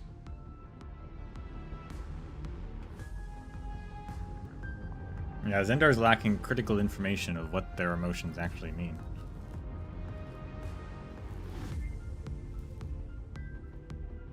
Xandar 1 Kuwabara thus completes the proof. Huh. You branded Droidhead as a failure with your own hands, yet you still expect them to prove your theory? I pity you, Xandar. I don't need your pity. Let them cast their gaze this way as much as they want, and paint the future they imagined. As their creator, I shall complete my duty, and direct them to complete their final query. The destruction of the self. What hubris. And what if you fail? No one understands failure better than Xandar. He has suffered so much already. What is one more failure to him? For the first genius, failure is simply the beginning of the next inquiry. You don't want to test the resolve of a dead man. That's excellent. Oh. Let's wait and see, Senior Society member. I'll have you watch me perform the final step to overturn your proof. I'm all ears. It's my topic, so stay out of it. Be quiet and let me borrow your head. Let's go, Screwy. We're gonna break Iron Tomb's seal. Come on, let's take off. It's time to go meet your little pet, Senior Society member.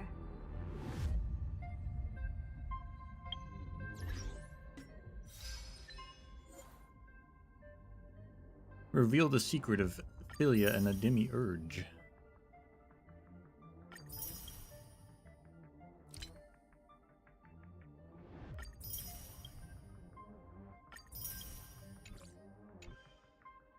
Well, that's the perfect stopping point.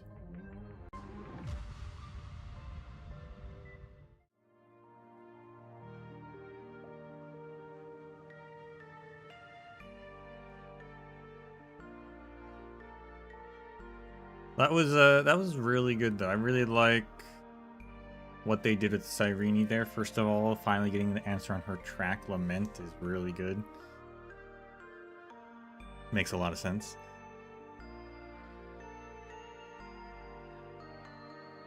And I think it makes more sense how they explain everything. Because up until now, it's like, okay, well, she was doing this thing and then somehow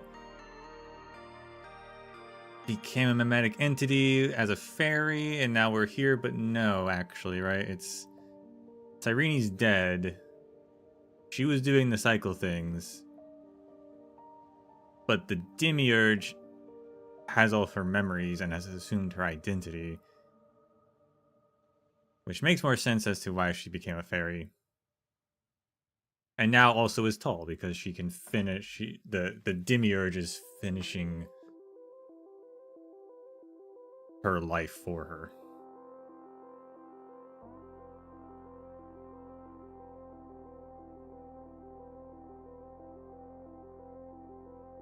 pretty satisfied with that.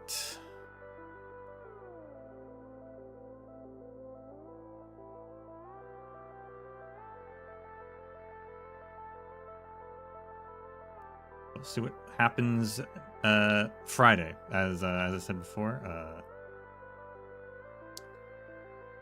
Forgot I have important things tomorrow, Thursday, so we'll push the stream to Friday.